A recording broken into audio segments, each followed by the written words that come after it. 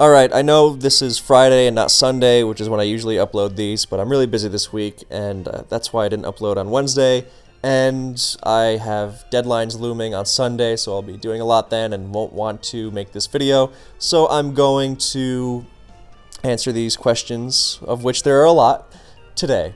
So thank you for those questions as always, and I'll be back to my regular consistent uploading schedule next week.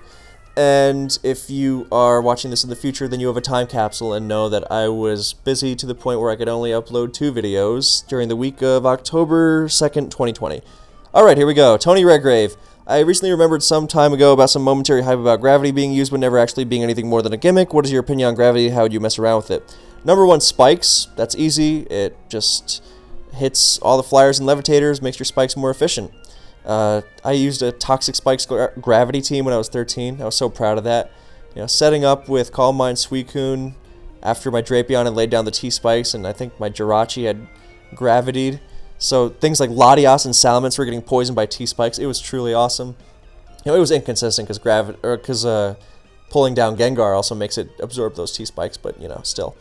So yeah, that was fun. But yeah, spikes in general, that's going to be more consistent. And then there's also, in Gen 5, Landorus Therian had a time where it was using a lot of gravity, because that invalidates Skarmory, Rotom-Wash, and Bronzong as counter, so it just spams Earthquake. And you pair that with Scarf Sandforce Excadrill, and you have a very scary duo in your hands. You're not surviving against those two without a Tangrowth. And, you know, Tangrowth doesn't do well against Landos HP Ice, but at least it's not spamming Earthquake, so you can pivot. So yeah, that's that. And in the last gen, you can use Dugtrio in Gen 4. You know, at least for now, you can still use it. Then you can Gravity and, you know, Arena Trap with Doug to get rid of, like, Zapdos and Rotom. So that's, you know, the gimmickiest of the 3. But it, you know, has its place, I'm sure.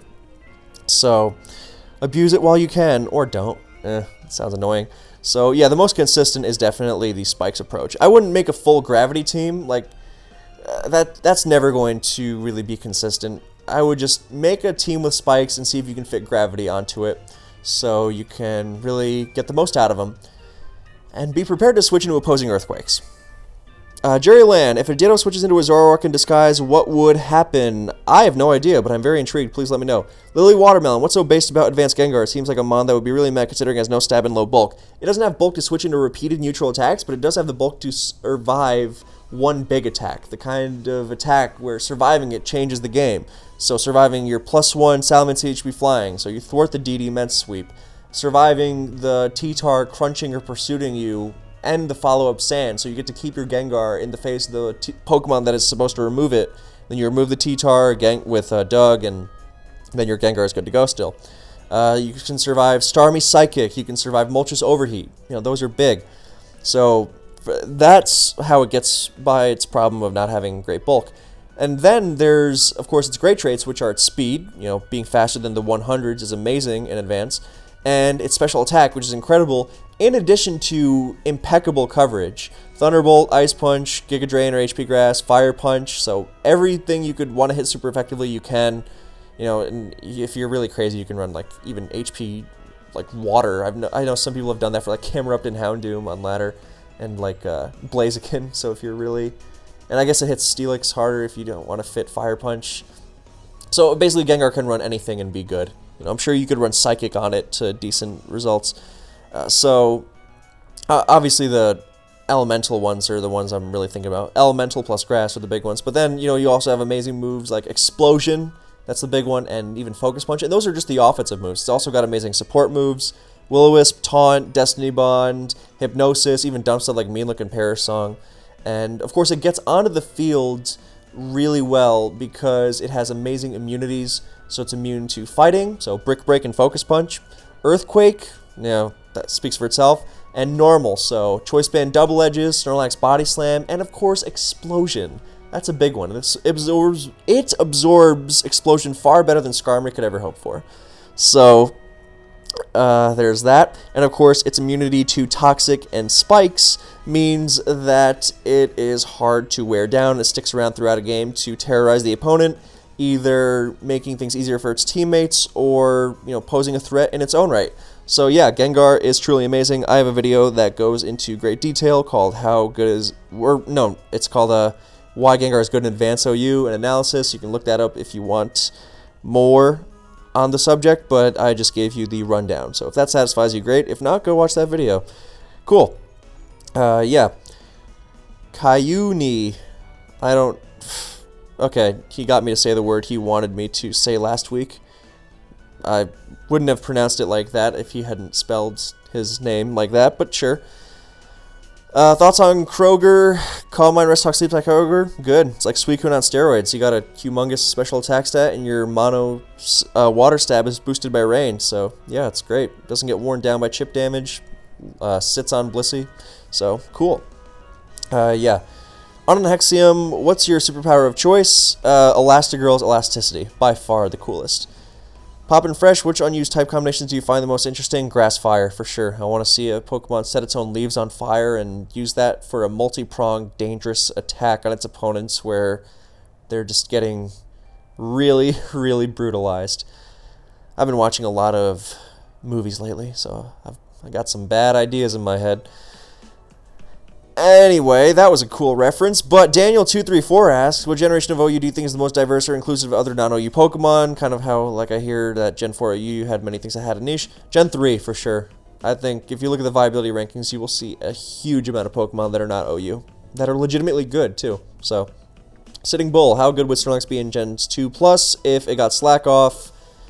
Really good. Gen 2 and 3, that would be nightmarish, dear lord, especially with its toxic immunity in Gen 3. But Gen 4, 5, later, it would definitely have more of a niche than it has now. It's still going to have its problems with being a defensive, or, an offensive liability, and how it gets walled pretty hard, but I'm sure they would have some sort of niche. More than it has now, at least. So, yeah, some people actually use CB Snorlax on Sun in Gen 5 for Latios, so, yeah, I'm sure you would find some more of a niche there. And it would be crazy in Black and White UU, probably banned, so... Yeah, there's that. Yeah.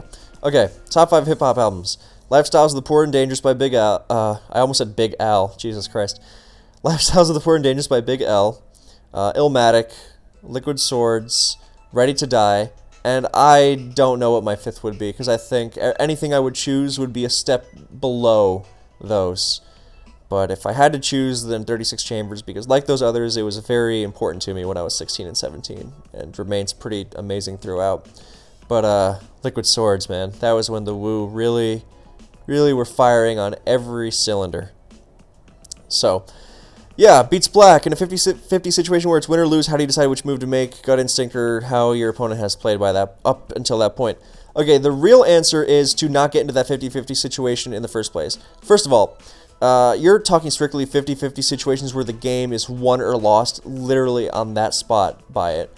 And I'm not talking, you know, most people think that 50-50s, most people think 50-50s exist a lot more frequently than they really do. So there's a lot more weight that goes into those kinds of games early on, depending on how you can handle certain sides of that coin when you're faced with two decisions. So, like the Crunch versus Pursuit against Starmie or Rotom kind of thing. So, there's a lot more going into that. That's why I don't believe them to be 50-50s. But these true 50-50s, then my answer is, if you get into that situation, you know, you may as well just flip a coin. You're never going to be able to consistently answer that, obviously, because it's a true 50-50. So at the end of the game where, you know, do thing 1 as your opponent does thing 2 and you win, and vice versa, and on and on. So, yeah, the answer is to avoid that situation in the first place. I guarantee that 9 times out of 10, if not more, you will be able to avoid that 50-50 situation with greater foresight. I've observed this phenomenon for close to a decade now. You know, ever since I was first really aware of it, like, almost 9 years ago. So, yeah, that is my belief. I think that is the best advice you can get. Horogumo, hey Kevin, thoughts on a new series where you analyze replays submitted to you by subscribers or fans? Yeah, I have fans, I'm a big deal. To give them some feedback on what they could have done differently, how to improve in general. Have a good day.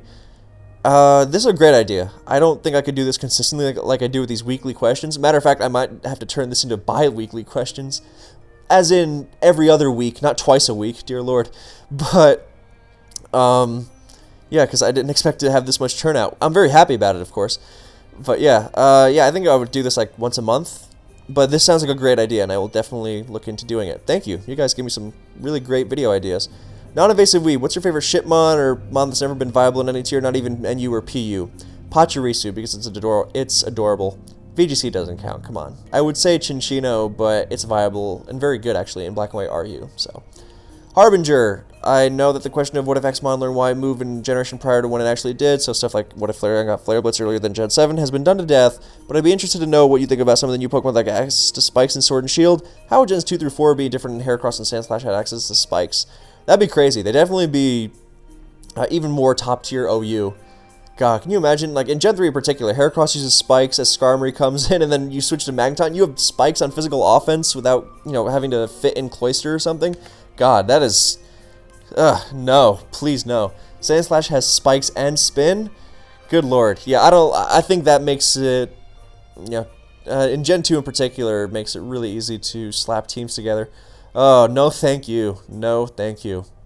They would be different in the way that they would be harder to build and play against, for sure. Also, that would mean Mew would get Spikes in Gen 3 and 2 and 4, so you would have different Ubers as well. That would be really something. Lord, alright. And even T-Spikes in Gen 4. So, wow.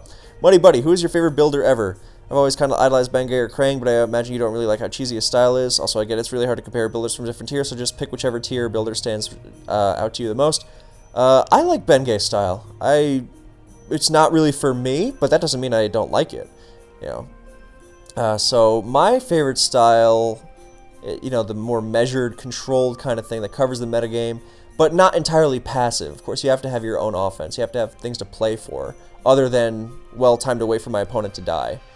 So chronologically, it would be Heist, Ojama, ABR, whose styles I always really gel with.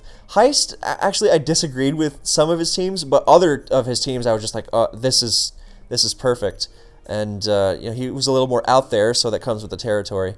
But Ojama would make really similar teams to mine. We saw the game the same way, so I really appreciated that. And then ABR came along and was very similar to why I liked Ojama's style, because it was very similar to my own, and it really gelled. It showed a great understanding of the game. It showed that you could play to your own strengths while outplaying the tough Pokemon, and that's why I really liked Ojama's ABR's and Heist style, although Ojama and ABR had a more similar approach, and Heist was a little more out there. I'm not just talking about Ojama and ABR spamming defense, by the way. Far from it. It's just, no matter what style they played, and they played every style, then it was very measured. It was not a Hail Mary kind of thing. ABR at first I wasn't crazy about his style because he liked to neglect threats, and play more matchup stuff. But he'd shed that, and now he makes really, really solid stuff that does not have that issue. So yeah, definitely those three across generations. Now, if we're going tier specific, Ostamatitos in Advance for sure, and Phillips 7086 in Black and White, or in DPP, sorry, for similar reasons.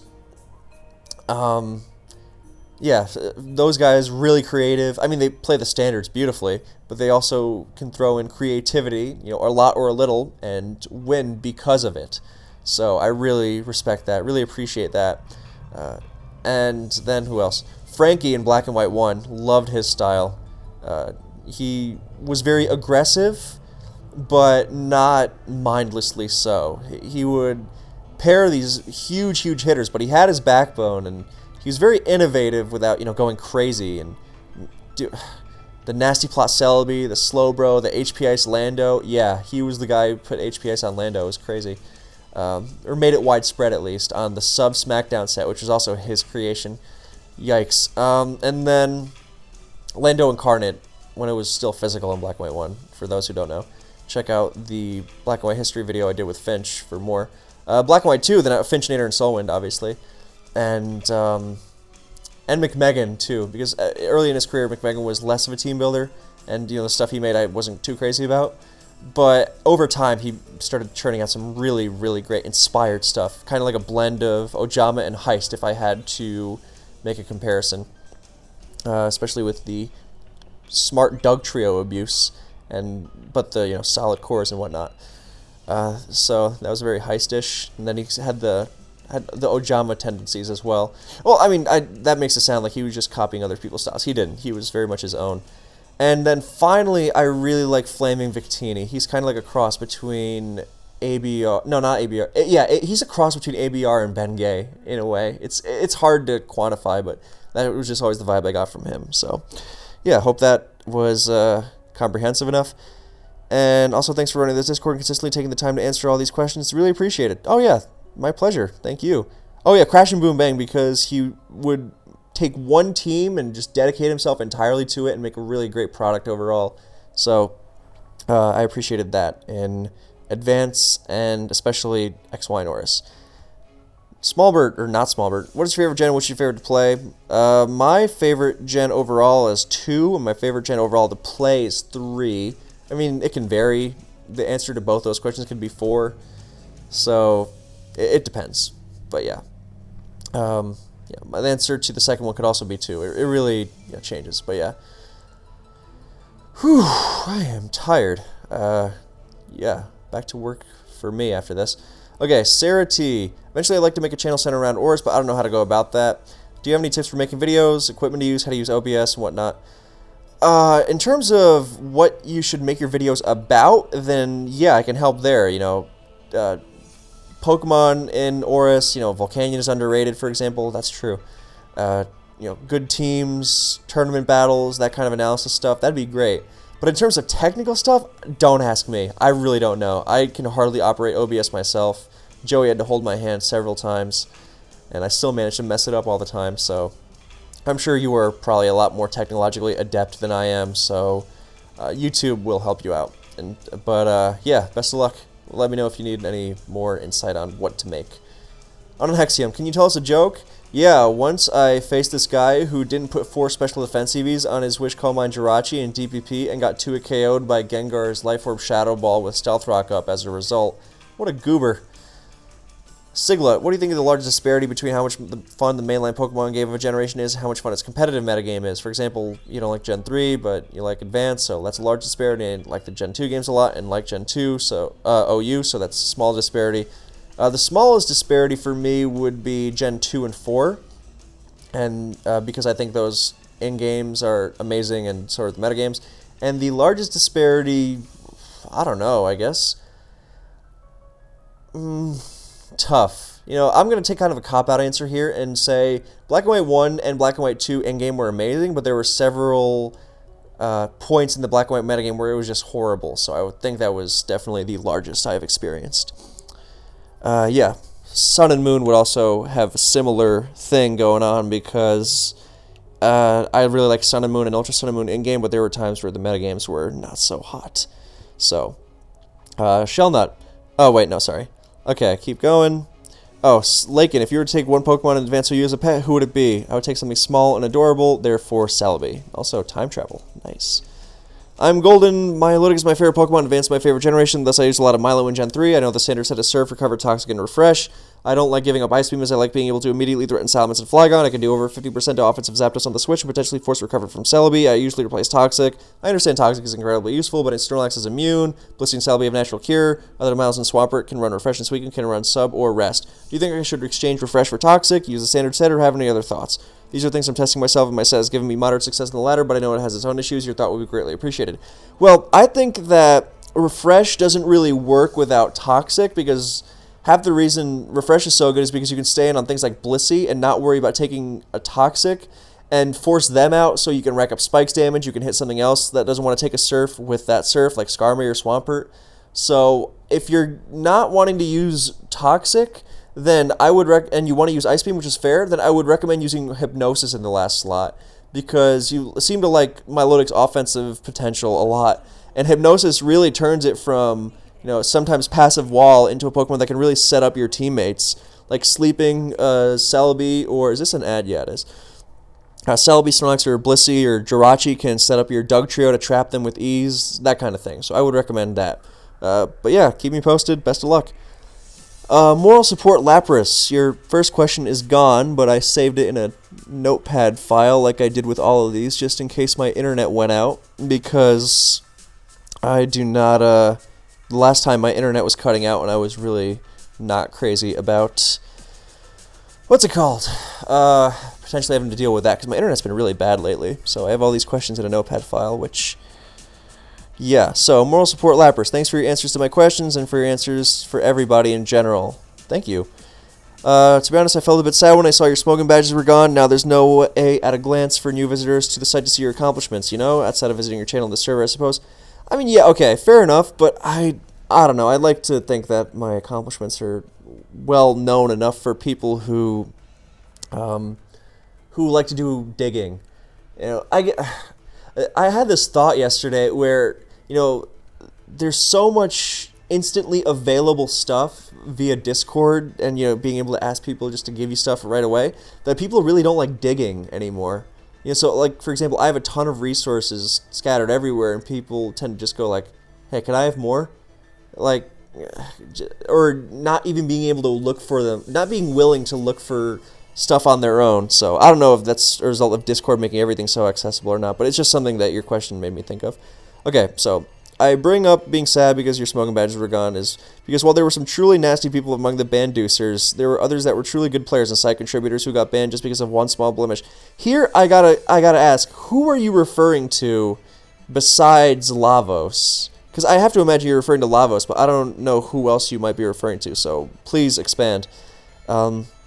But because of their bans, it is now harder to know just how good these people were at the game, how meaningful their contributions to the site and competitive Pokemon history were, and they're just gone. Not even one chance to redeem themselves when they put years of their lives into this game we love. Now new visitors see that they're banned, but they dismiss them offhandedly as they must have been, you know, trolls or some vile being. So, okay, assuming you're referring to Lavos, I don't think people are not going to know how good he was just because, like with, you know, my site accomplishments and whatnot, then you're not going to know that through badges or whatever. I mean, those might be nice for giving someone the first idea, but you're going to see those contributions for yourself if you go digging. You know, Lavos' accomplishments are still very much available and very public, so I'm not sure if that was the case. And referring to what you're saying about them being gone, not even a chance to redeem themselves, this is why I'm asking you to expand on who exactly you're referring to, naming names, because, you know, I don't know, Blue, maybe? Because, you know, we're talking like Blue and Lavos or like Mazar or someone. Like, these are not small blemishes. They're, you know, those were very ban-worthy events. And I don't know how much you would need a chance to redeem this, especially because, like, Mazar had several chances to redeem himself. I think he was on his, like, the third time he got banned for, you know, cheating was his third time for being banned for cheating. And so, stuff like that, I don't know. So I would ask that you expand before I can really answer this. Anyway, yeah, so that is answered. I'm making a conscious effort to not repeat myself when I'm making points. So, were incidents like these on your mind when you said Smogan is putting more emphasis on PR than anything else? Or was it just a slow dawning realization when you looked at the small everyday decisions they were making?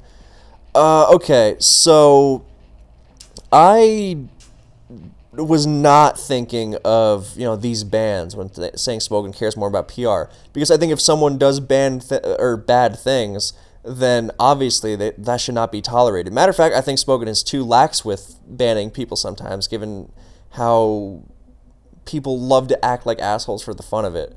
So I think, but that's not what I was referring to. I was referring more to the casual-oriented approach when it comes to tiering. That really infuriated me. It was a combination of that and a real contempt for its own contributors and player base. And I'll give examples of both. So first, the tiering. I think the black and white 1 tiering system, the DPP tiering system was very good, but the black and white tiering system was amazing. I think it was the best I've ever experienced. It worked as follows.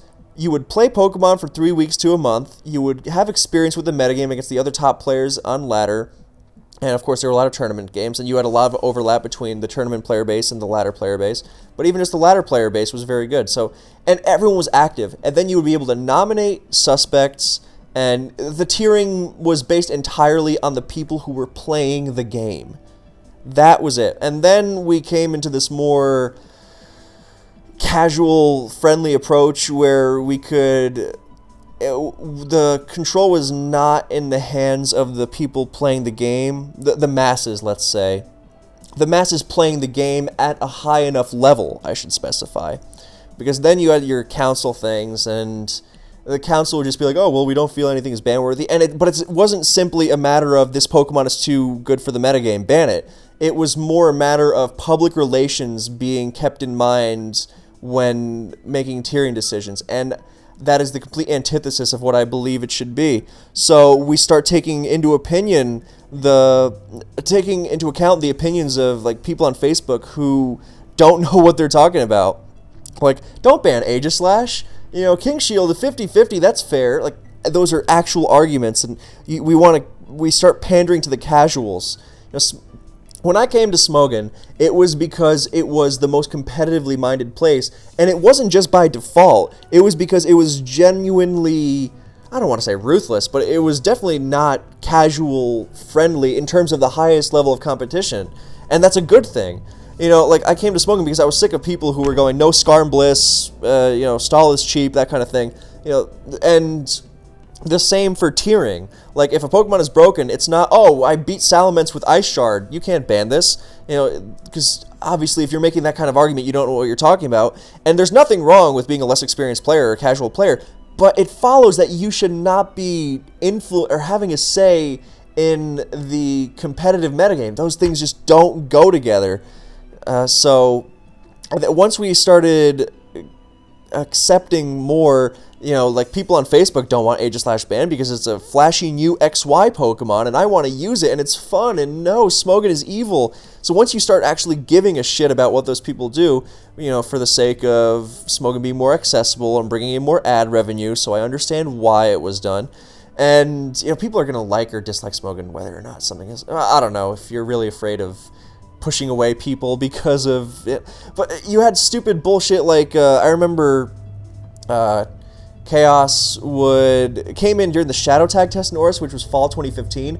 Another full year of Oris awaited. He was like, we've banned too much shit in this generation. I'm opposing a suspect test on these grounds. That is not an exaggeration. He said almost exactly that. Not verbatim, but that was, you can go look up the words he used for yourself if you look up the post. It's from the fall of 2015.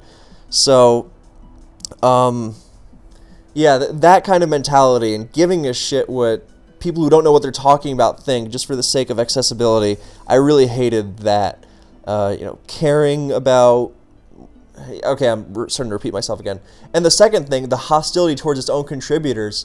It doesn't matter how much work you've put into the site. If you disagree with the people in charge, you are made into a pariah. You are considered a whiny little bitch who just wants their way, and you are going to be ignored and mocked and ostracized. And there are several noted occasions of Smogon leaders going, if you are not 100% polite, you will be ignored, even though you're being polite, even though you're being loud, let's say, because you were ignored when you were polite, stuff like that. And I will personally make sure you do not get your way if you are not polite. Shit like that. Petty, catty nonsense, power-tripping bullshit towards people who were contributing towards making the site a better place, putting in their time, and fucking infuriating. Just makes my blood boil thinking about it. So that is why I was so angry towards Smogon. I realized I actually went more towards...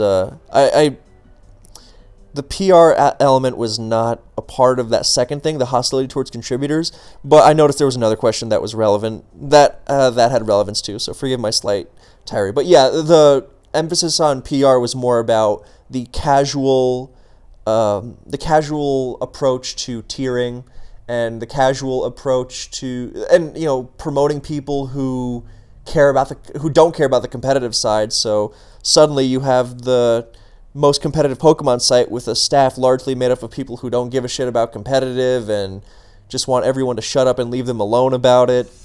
And Smogon, I think, is now the most competitive site by default, more than because it is really competitively minded. So, yeah, there's that. So, thank you. And your second question, which is still up, Moral support Lapras, if you don't want to answer my first question, this one, no, I'll answer everything like I said here. Of all the episodes of False White Gaming you've written, which one are you the most satisfied with? I really like the Flygon one because it was very early on, and I went on this huge tirade about how important sand and spikes were in advance, and how Flygon was immune to them, and that was a big deal, and how it abused them itself. So, yeah, I really like the Flygon one. That was great. I like some others like Infernape and Giratina and stuff, but Flygon remains my favorite, I think. So, End of Joe. A lot of wow. Okay, I can talk. A lot of the questions here are hypotheticals in the vein of what if Xmon had Y, or what if Xmon was in Y generation. But do you have any hypotheticals of your own? Good question. The only thing I've really thought about is Rocky Helmet and Assault Vest in DPP. I think that'd be interesting. I mainly thought of it when the metagame was in a more offensive place, to thwart things like U-turn spam and dangerous special attackers like Zapdos and Gengar. I think Rocky Helmet would still be okay now, thwarting things like Jirachi Iron Head spam, but nothing I've thought about too much once I realized, look, this hypothetical stuff is not worth wasting too much time on. So it is interesting as a thought experiment once in a while, but yeah. I also like the idea of Rhyperior in GSC. That would be really nice. I would like Rhydon to be a little better. Okay, Kirodakas, how much do switching moves affect the skill involved in most recent metagames? This is a good question. I don't like to Gen Bash, so I will just say that it's different. And that is true, because, look, you can make skillful use of even the most broken thing in the universe. Because even, let's say, Genesect in Black and White, that was obviously hilariously broken. But it's not like people let off with Genesect and 6-0'd entire teams. No, that would happen once it got a Rock Polish later in the game. But seriously, you needed skill to beat to use even broken Pokemon. So the problem is when a Pokemon is too easy to get too much value out of, and that's when good players are abusing it, it's really hard to handle. So the switching moves affect it insofar as they make it very different. It's a very different dynamic from earlier generations, because combined with boots, then you are constantly switching in safely, so unbelievably safely, over and over and over and over. So it's a different type of skill. It's not very intuitive. Like, I feel like you can take a player from Gen 5 and just give them a decent Gen 6 or 7 team, and they'll probably adapt fairly quickly, and vice versa. But Gen 8, even though it also has team preview, it's just very, very different. So it is really interesting to see just how many switch moves we have now with, like, teleport and even, like, flip turn and stuff. It's crazy. So, yeah, and, combined with boots, I'm not the most involved in Gen 8, but they definitely, they affect it incredibly strongly. And I feel like it might go down if boots were to be banned, but yeah, it's a combination of the switch moves and the boots. So, thoughts on Scald being a spammable water move that burns things for free? I hate Scald. Would it be fine, or would it have been, or is it fine, or would it have been better off as a signature move to a small pool of Pokemon like the Slow Twins, because they learn both Flamethrower and Surf? I like your rationale for giving it to the Slow Twins. I would like it if it was just a very exclusive move, because that makes it a lot more easy to deal with. Like, Clefable could switch into not Swampert. Well, Swampert also, regular Swampert, but not Mega Swampert. But, okay, getting sidetracked. It can switch into Slowbro all day, but not Keldeo, and vice versa. So, and so on. Offensive Scald is too much, whereas defensive Scald is just fair. It's annoying and stupid, but at least it's manageable to deal with. More manageable, anyway. So, I hate Scald. I think it should be banned. If I could remove any one thing from Pokemon, it would be Scald without a doubt. I tried to get it banned several years ago, and I understand why people defend Scald, but I think they're fucking wrong. So, yeah, or they just value different things, and, that's fair and all, but I just hate the fucking shit out of Scald. It's so goddamn dumb. Fuck. Okay. Faded Love, this is my favorite question, I think. This is really great, mainly because it gives me an excuse to complain more, but kidding. It is a very well thought out question. Okay, this is really long, so I'm going to read the whole thing and then get to the specific parts. You said in your last video you don't like how Smogon has become more casual, and I agree that the people who complain about stall and call essentially anything other than hyper-offense stall, and act like it's inconceivable that a Pokemon should be banned are annoying, although that may just be young people and we're getting old. But my biggest problem with Smogon is actually how it can feel very pretentious at times. It's not, yeah, I can speak. it's usually not even the renowned players that have the supposed right to be pretentious, and instead it's mods that aren't really accomplished players. Sometimes it feels like there's a large tendency for groupthink within Smogon, and if a user with an array of badges, many of which have nothing to do with actually playing, says something or dismisses an idea or topic, other random users bandwagon around them.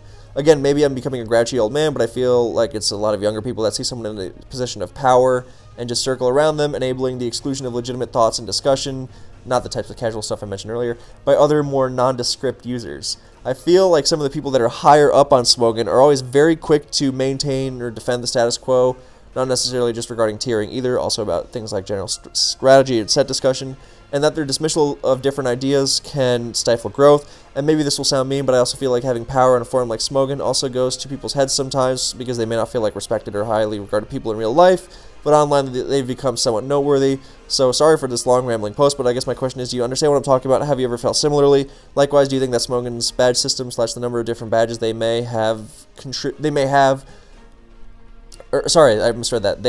may contribute to the sanctimonious attitudes and hive mind that sometimes is Smogon?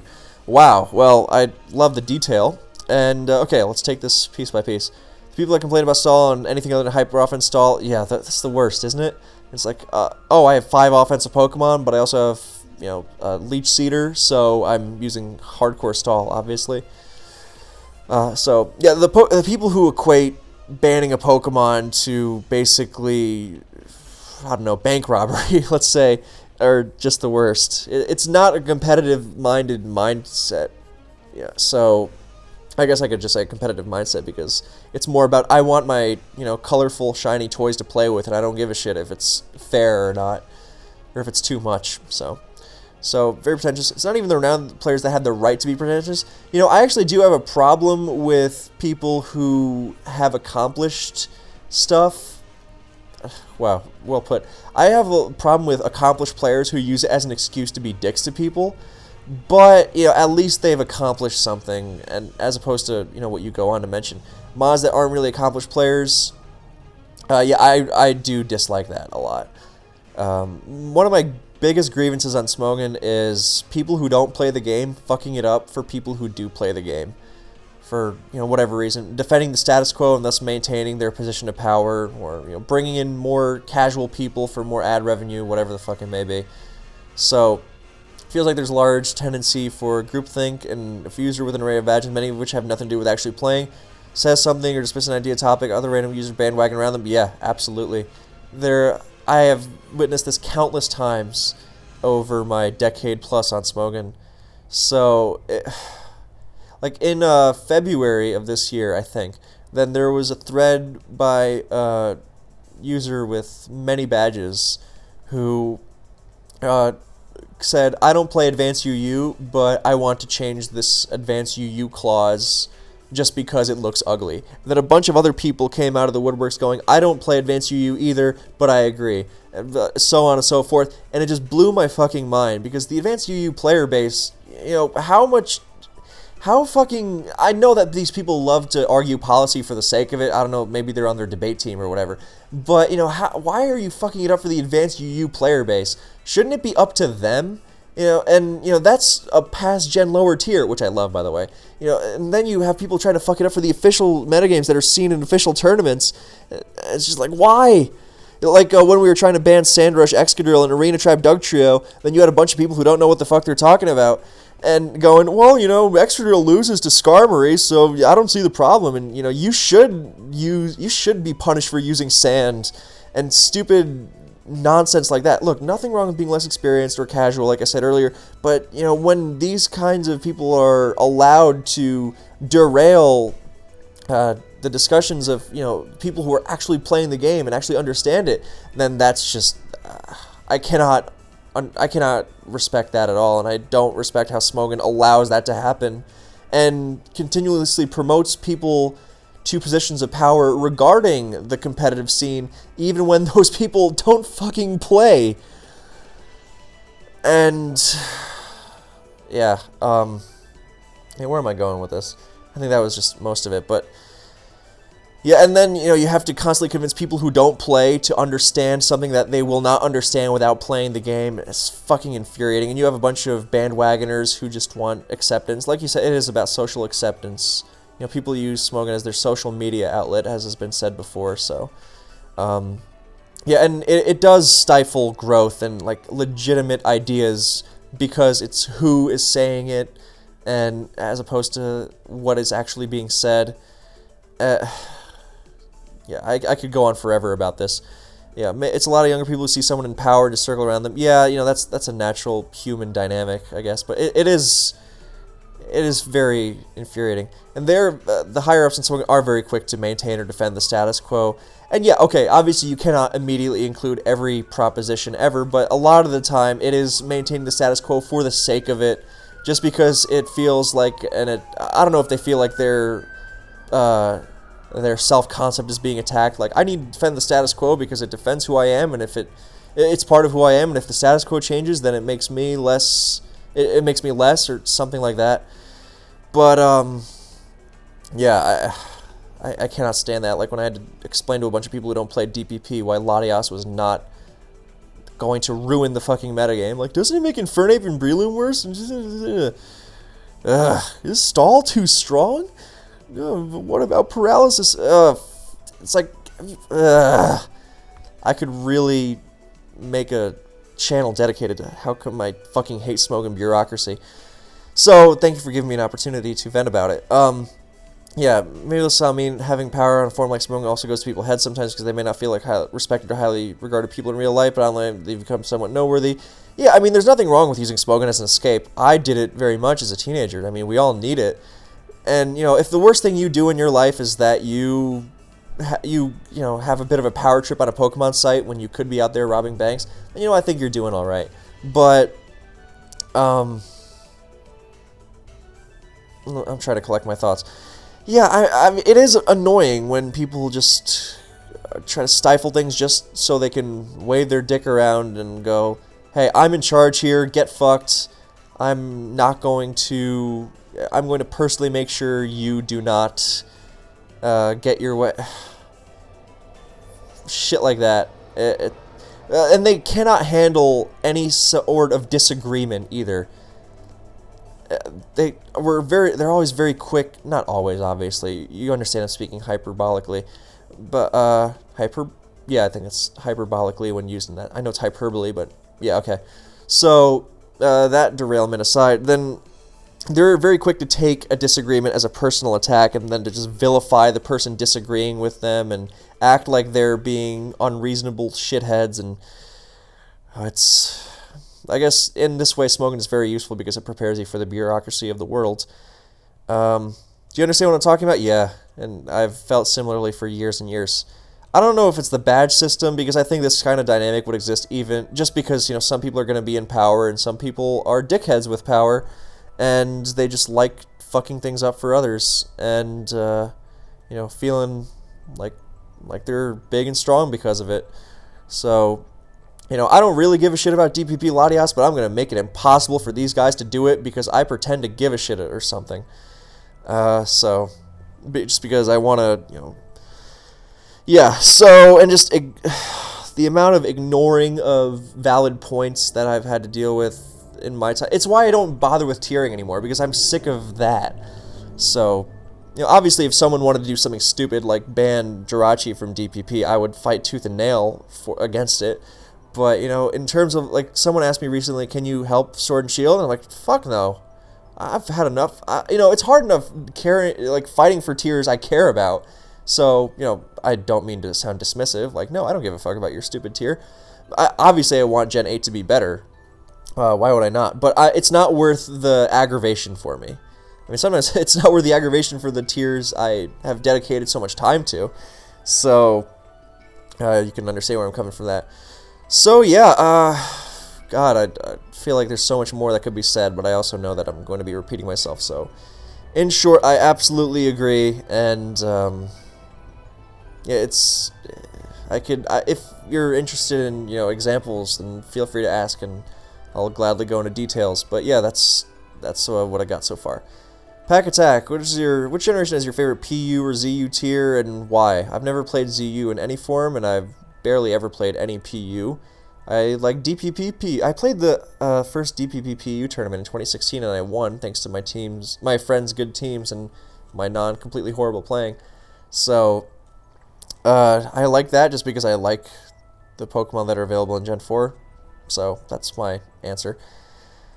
Yeah, Reese Hughes, who's the best non-Snorlax normal time in GSC, and why is it Granbull? Well, if we're just talking casual, then it's obviously Teddiursa, because, come on. If we're talking competitive, then it's obviously Blissey in OU, and if we're talking UU, then it's definitely Granbull, because Granbull is amazing in UU. So, yeah, curse sets are vicious. Non-invasive, also, I do like Ursaring, because it's awesome. Ursaring and Teddiursa are just the best. Okay. Non-invasive weave, which is your favorite Mega Evolution to use in Oris? Mega Metagross, because it's fast, it's strong, it's got incredible defensive utility, you know, can go pursuit for trapping things like Torntherian and the Lottie twins, and you can bullet punch anything that's at low health, and you can just go all out offensive, and it's so fast and so strong, so faster than Keldeo, good lord, and it's got such great typing, immune to sand, and such a great move pool, so yeah, Metagross for sure. And what's your favorite just design-wise? Salamence, because it's my favorite Pokemon overall, and I love its bladed wings. And I also love that they finally made Charizard a dragon with Charizard X. And I like Charizard Y's more focused orange, because I love autumn foliage, and it reminds me of it. So, yeah, those are my three. If you could choose any Pokemon that didn't get a Mega to get one, which would it be, and how would you change its stats or ability? Marowak, because this way it can't get its Thick Club knocked off, and you would have an opportunity for some cool design changes. And I would just give it more bulk, more attack, and give it a great ability. So like, I don't know, sheer force or huge power, just because. And yeah, I think I answered this question in a previous video, so I don't remember. But more attack, more bulk. Give it something that really boosts its power, like adaptability maybe. Yeah, that would be a good one. And yeah, and to give it a cool design, of course. Toast Prime, if Gen 3 BL functions as its own tier essentially between OU and UU, what would the viability rankings look like, and what would the meta in general be like compared to OU and UU? This is a big question.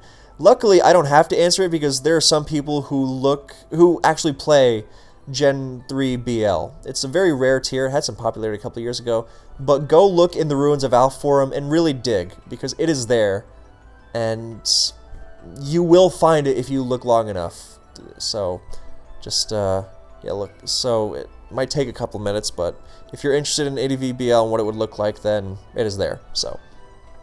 Crystal, what do you consider Paraspam in DVP? I consider Paraspam, a team that focuses on, obviously, a couple paralysis users, 2 to 3, maybe 4 if you can fit it, and then a slow big hitter. So not necessarily just Machamp, but even something like Rhyperior. That would be a good member of a Paraspam team. Do you believe it is cheese? If so, why? I don't believe Paraspam is inherently cheese, because like a Rhyperior team, I don't think anyone could consider that cheesy. What I consider cheesy is when people decide, like, when people, instead of using paralysis spam as an offensive technique a la GSC, then instead they decide, okay, well, I don't have to think because I'm just going to para and click moves, lol. That is cheesy. And when teams are built and played like that, like for example, if your team is just haha T-Wave, because I've seen a lot of Paraspam teams that just go all in on the T-Wave, and they would get completely ripped apart by something like a Lumdidi Dragonite, but they just go, well, I have T-Wave, so I handle everything. And I think that's a very lazy, short-sighted, cheesy way of looking at it. It's cheese when it is used, when it is built and played in a way that is meant to substitute for the player using it, having to actually think. I hope that was clear. If not, feel free to ask again. Where do you draw the line between Paraspam and team utilizing the common Pokemon and Paraspam teams, such as Uxie, Machamp, Seabitar, and Swampert? I think Paraspam is, I don't think there's a fine line or anything, because I think it can vary. Like Tamahome's tiebreak team, it's got a lot of paralysis. It's a good question. I guess there's no hard and fast definition. Like the team with Uxie, Machamp, Seabitar, Swampert, Heatran, I mean, I guess it's got paralysis, a lot of paralysis in its offense, so it's Paraspam, but it's not cheesy, because like I just said, it's not cheese unless you're using paralysis as a substitute for actually having to think. So you can use paralysis teams very skillfully, and that's not really cheese, and as long as they're well built. And so I think that point is clear. I'm trying to not repeat myself. So no, I don't think it's... Yeah, I guess that team, and the teams like the ones you're referring to with Uxie and Seabitar and stuff, those can be Paraspam, if you like. I think most people think like Jirachi, Machamp, Togekiss stuff, when they think, but I think like Rhyperior and like Uxie and even like offensive Heatran with paralysis spam has been seen a couple times. Then I guess it's Paraspam, but it's not necessarily cheese. So, thank you very much. Great question. Tennis, thoughts on removing species clause? In old gens, I can see the meta getting a lot worse, but I think the new gens will be final out species clause existing. Good question, but I really don't know. I don't know. I don't think it would be good in Sun and Moon. Good lord, no. I don't want to face 2 Greninjas. Like Z, Protein Greninja, and Ash Greninja? God, oh, absolutely not. Gen 8, I'm not sure. I probably would not want that. But if you're really adamant about it, then, sure. But I don't think that's ever going to happen, so...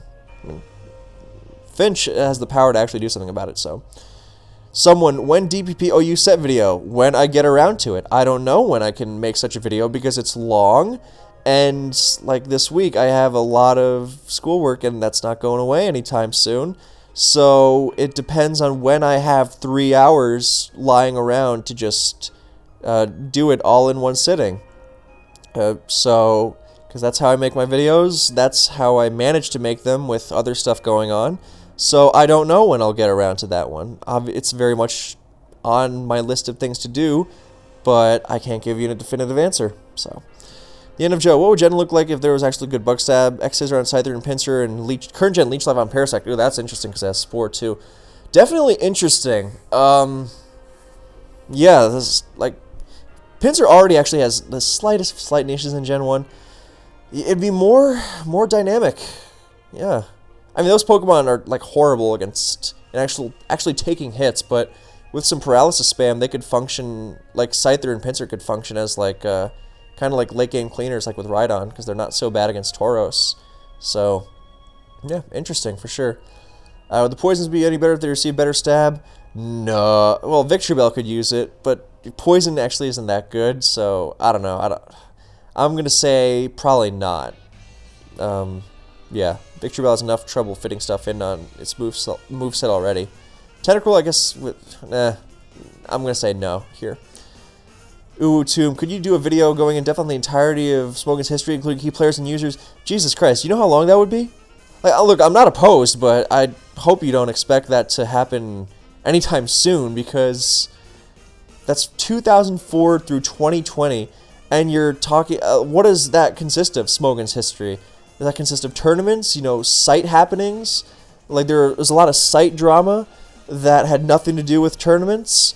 I mean, what would this even consist of?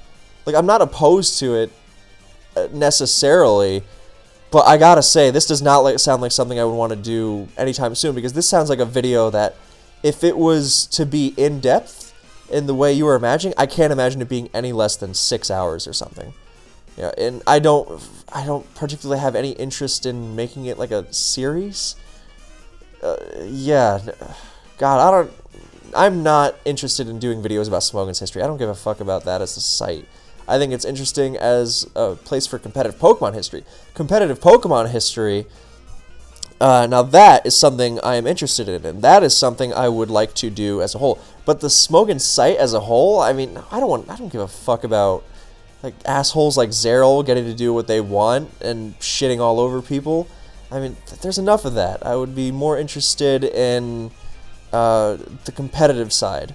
The actual competition that took place.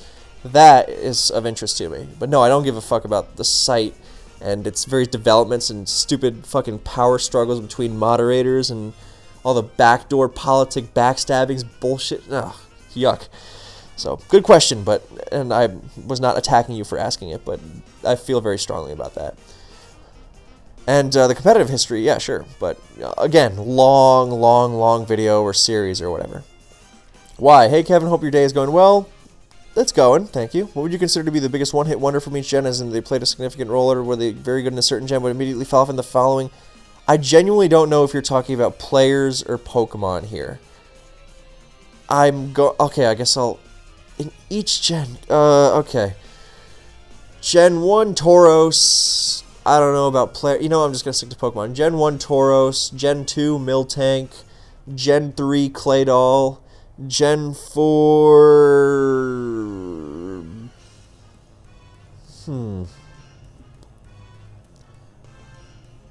Guess I could take the easy way out and say Ghost Rotom. Lol. No, that's cheating. That's cheating.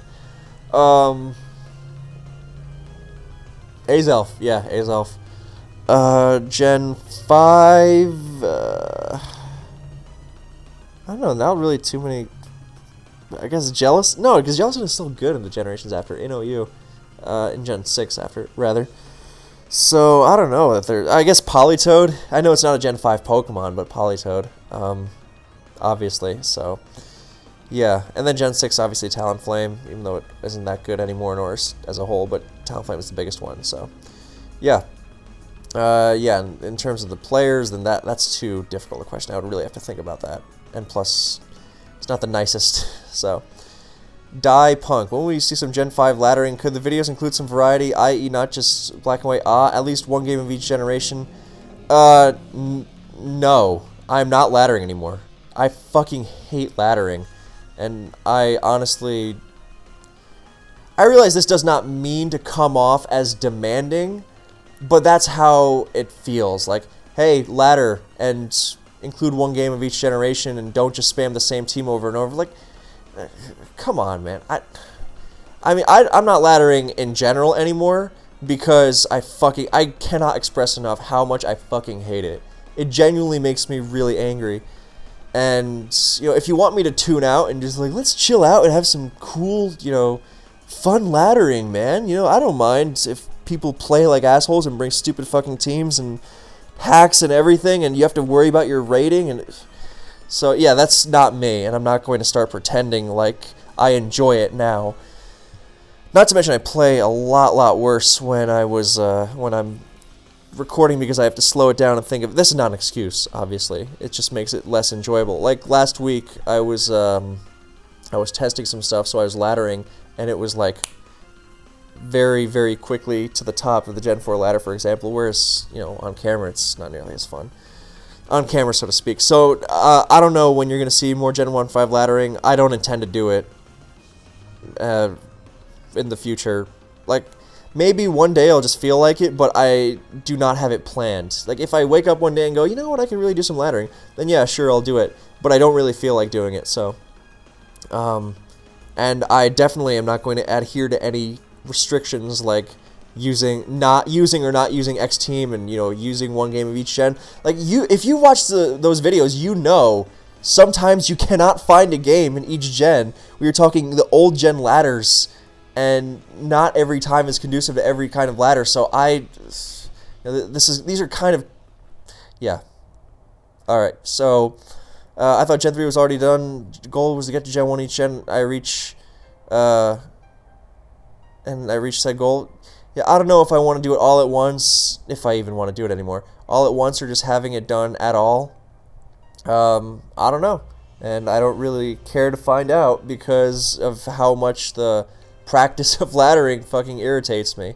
Like, last week I had my burst of laddering because I had some stuff I wanted to test, and after 2 days I was already like, alright, fuck this. I don't ladder for fun, or just outside of YouTube, like easily 360 days out of the year, and then on the couple days I do, or maybe a little less than that, but on the days I do, then I instantly remember why I cannot stand it, so, yeah. Yeah, I realize you're not trying to tell me how to do the laddering sessions, but I have no intention of following these guidelines, just because I hate laddering enough already without putting more restrictions on it, and I don't think these restrictions would make it more fun. So I don't know if Gen 3 is done or not. I'll figure it out someday. Or I won't. It's nice knowing that I don't have to, because there's nothing worse than pressure on the fucking ladder of all things. So, yeah, I definitely don't intend to do laddering sessions at all, if I can help it. I'm definitely not forcing myself to do them anymore. So, non-invasive, we've had to pick one of these terrifying prospects to become a reality. Which would you choose? Regenerator, Ferrothorn, Corrosion, Toxapex, Smart, Scarm Evolution, or Mega Jirachi with 700... Scarm Evolution easily, because, Scarm can still be dealt with, because it doesn't do a lot of damage.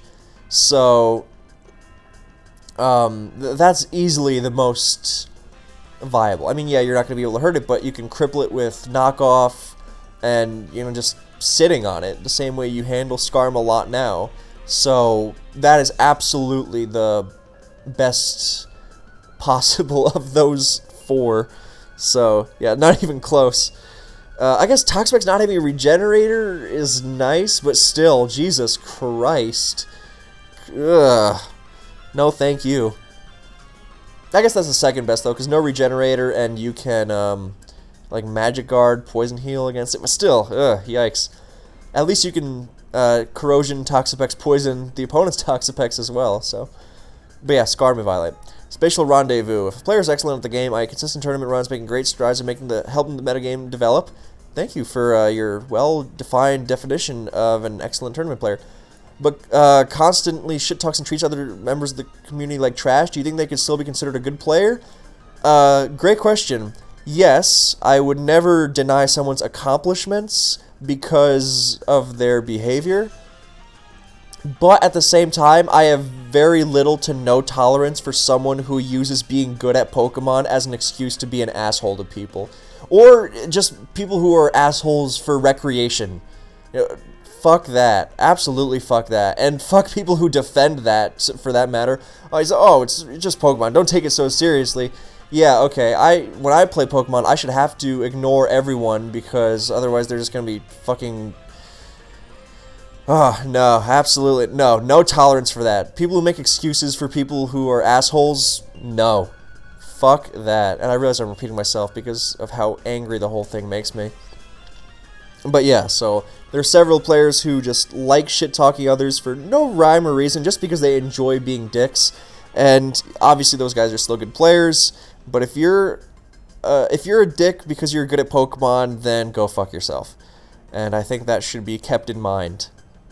And I think people who are assholes for fun, well, I hope they see the error of their ways, obviously. I'm not trying to pass judgment on people and tell them how to live their lives and whatnot, but I think not clowning people for your own enjoyment is a pretty low bar to set. So, okay. On Hexium, some fellas were talking about this in the main smoking server, and I thought you might have a good take. I hate the word take, but thank you.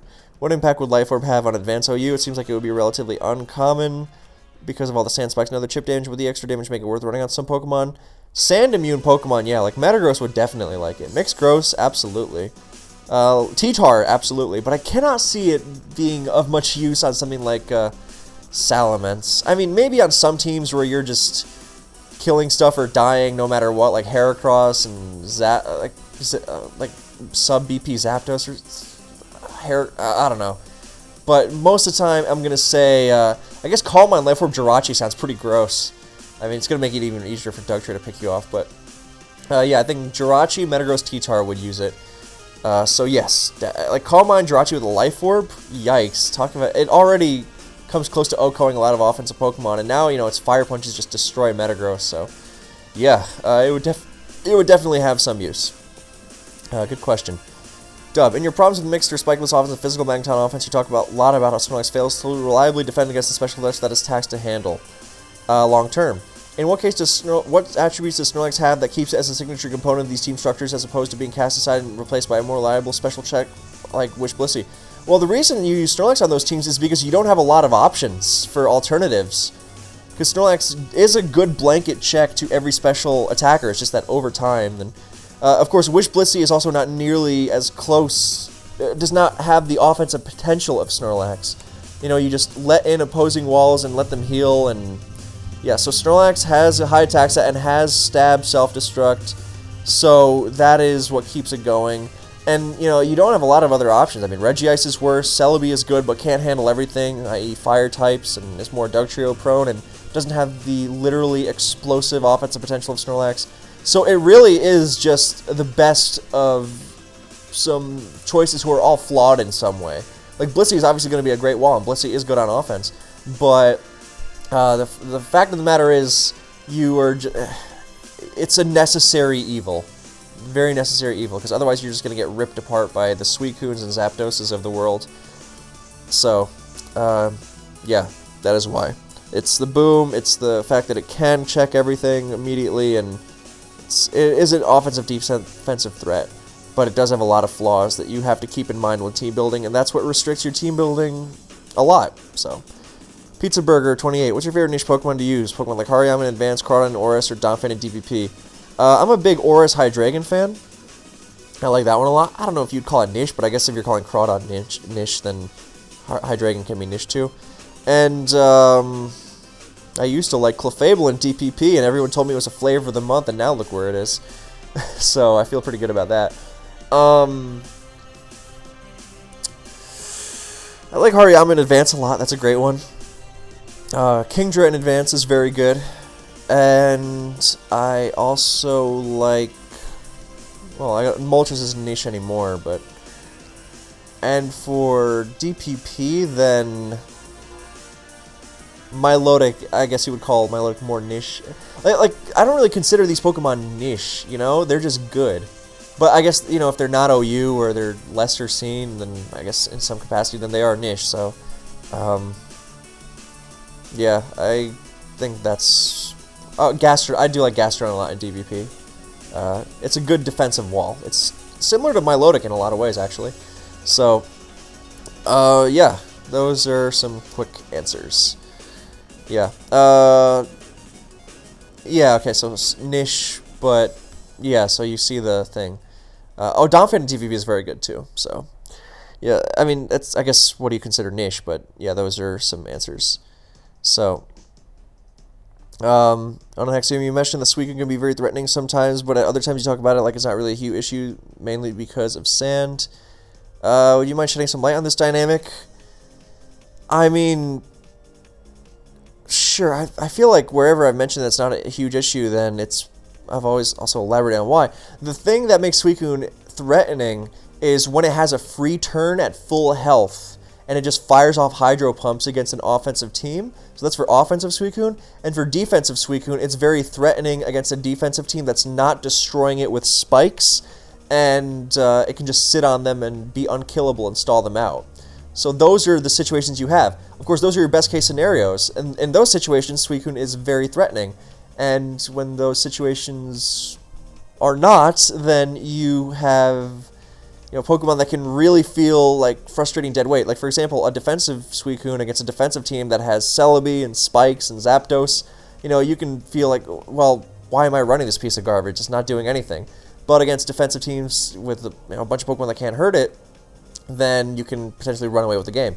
And for offensive Suicune, then if it's at full health and you're firing off Hydro Pumps, then great. But the thing is that a Suicune is often tasked with switching into common physical attackers, so Salamence, T-Tar, Metagross, so you're not going to be at full health. And that's going to really limit your ability to be a threat throughout the game. So like if you have a Suicune plus something else to switch into those Pokemon, then, well, that's very restricted team building. And so it's very hard to consistently cultivate an environment for Suicune to be as threatening as it can possibly be. But when you do manage to do that, then Suicune is threatening like very little else. Like if you have a sub Suicune against a Milotic balance team with no spikes or sand, then that's horrifying. So that kind of thing. Hope that's clearer. So, yeah, if it's not clear, then feel free to ask, but I think that should cover it.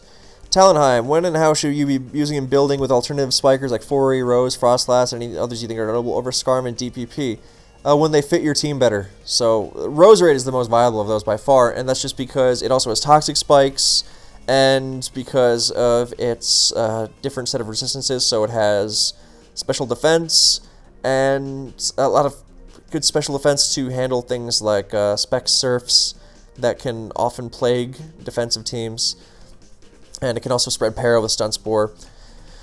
So yeah, it's just, I think Rose is the only one comparable with Skarm. Fortress is nice, but very niche, and that's when you really want the spin. Frostlass is just a suicide offensive spiker. It's fairly interchangeable with Skarm, so those are the only real big ones. So yeah. QWERTY1015. Why do lots of people have 3 capital letter names? Well, because we came up with awesome names, and then they were long, so we had them shortened. And that sounds cool and important. So, H-Money, who would win in a 1v1, CTC or CBB? CTC would start spitting some bars, and CBB would not be having any of that and would just throw him into the Berlin River. I think there's a Berlin River. Yeah, I walked across a river in Berlin several times, but I forgot what it was called because I'm terrible with culture stuff. So... I'm like Colin Farrell in Bruges. I hate the culture. I mean, no, I don't hate it. I'm not to the level of Brendan Gleeson in that movie, who loves culture. Oh, I'm a mix. I like it, but I don't remember it much. So, Libby, anything you would update about the Bleed Arrow DPP team? Yeah, a lot. I would go back to the original version with Jirachi over Skarmory. And, well, I don't know. I really don't think that team is... worthwhile anymore, as much as it breaks my heart because I loved Subroost Arrow. It was one of my favorite Pokemon to use. I was so proud of that team. But that team was before the real explosion of Breloom and Nidoqueen, both of which, and Clefable, and those really throw a wrench in that. I've thought about Arrow so much, and now with the physical Jirachis that are everywhere, then it's just not worth using that Arrow. I mean, it's just incredibly tough to build. So I'm going to say don't update it. Just let it rest in the past during its glory days, and remember those fondly. But you are not going to be able to update that team to the modern day without making pretty much an entirely different team. It breaks my heart to say it, but I am also not going to bullshit myself about one of my favorite teams. Let sleeping dogs lie. Are there any ones you disagree with their placement on DPP VR? If you want, you can talk about one you think should be higher and one that should be lower. Seeing as I run the viability ranks and generally don't make changes that I strongly disagree with, then not really. I'm sure I could come up with something like maybe Clefable should be a little higher, and maybe Gyarados should be a little lower. But other than that, nothing really comes to mind. So. Anonymously, are there any nerfs to Pokemon or moves you would reverse? No, nerfs are a good thing with all the power creep that comes in with each generation, so nerfs are a positive. I'm always glad when things get nerfed, in fact. Talonheim, how can a player consistently perform against an opponent who always goes for reads and who doesn't believe that there's such a thing as the best possible move? Great question. The answer to do this is to use a sturdy team that is better, that is able to position itself better against the kind of wild players. Like, you can read Unaware Quagsire all you want, but if your team is full of setup sweepers, you're not going to break past it, that sort of thing.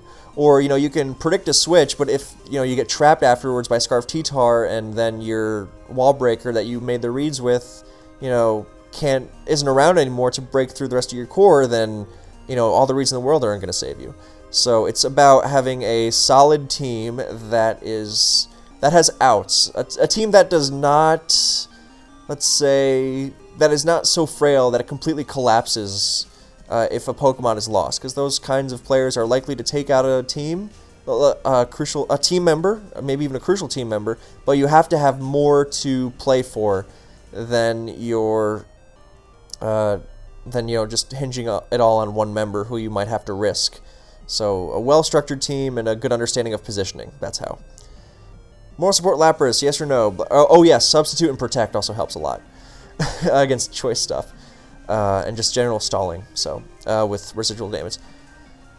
Moral support Lapras again. Yes or no? Black and White is a good game because no matter how early or late you add Drillbur, Darumaka, Ferroseed, Axew to your team, you'll always be able to curb stomp everybody in the story with your metagame knowledge. Who needs truth or ideals now? Bisharps. I realize you didn't say Bisharps, but I thought that was funny.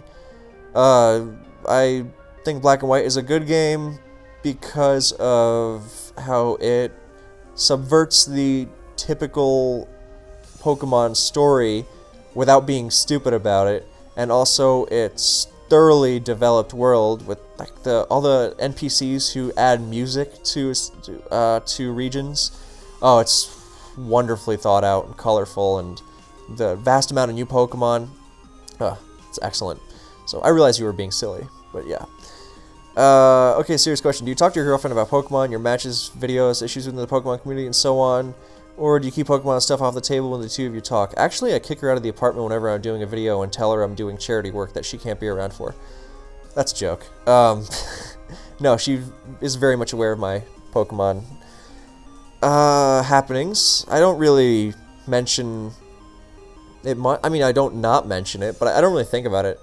I guess I'll just say, you know, hey babe, I'm gonna play a small tournament series. Like when I play like the Ruins of Alph room tournaments, I'm just be like, hey babe, give me like 45. I'm gonna play for this tournament. And I've talked to her before about how much it can be fucking stressful at times. So she's very good at giving me perspective on that, which I sometimes desperately need. So yeah, it's nice. I don't really talk about issues within the Pokemon community. Like, I don't really mention, like, oh yeah, this guy went for way too much in SPL, but, you know, who knows, maybe I will. Maybe I'll include her with my silly interest. I'm kidding, those interests aren't silly, they're important as fuck.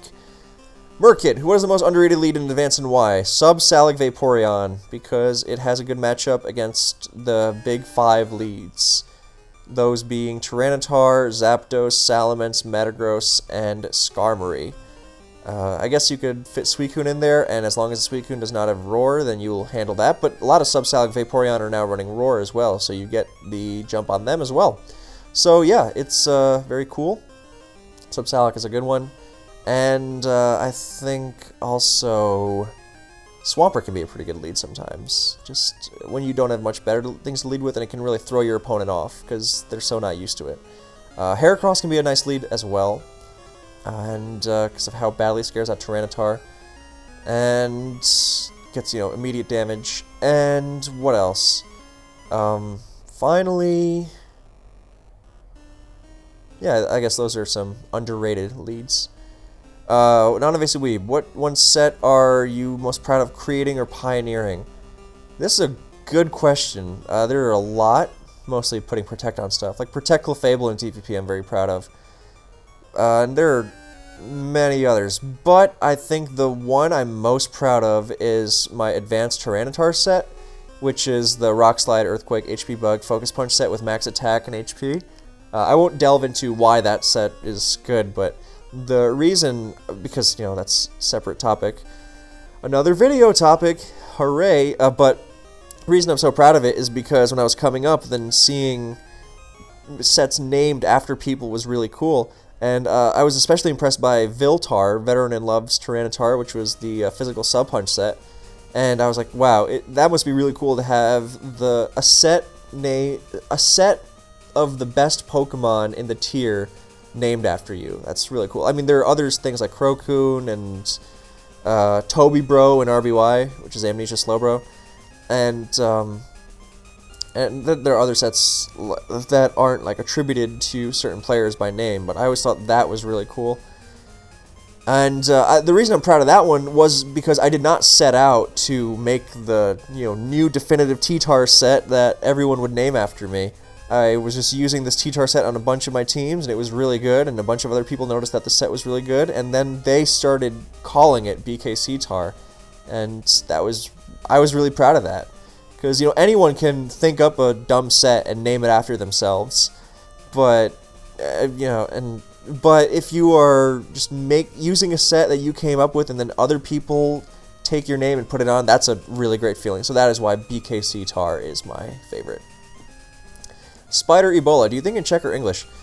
Usually English because of how everything is online, but I've definitely had, like especially in high school, I definitely had times where I was thinking in Czech, because I went to high school in Prague. So my school here, my university, is all in English as well, which contributes even more to my English speaking.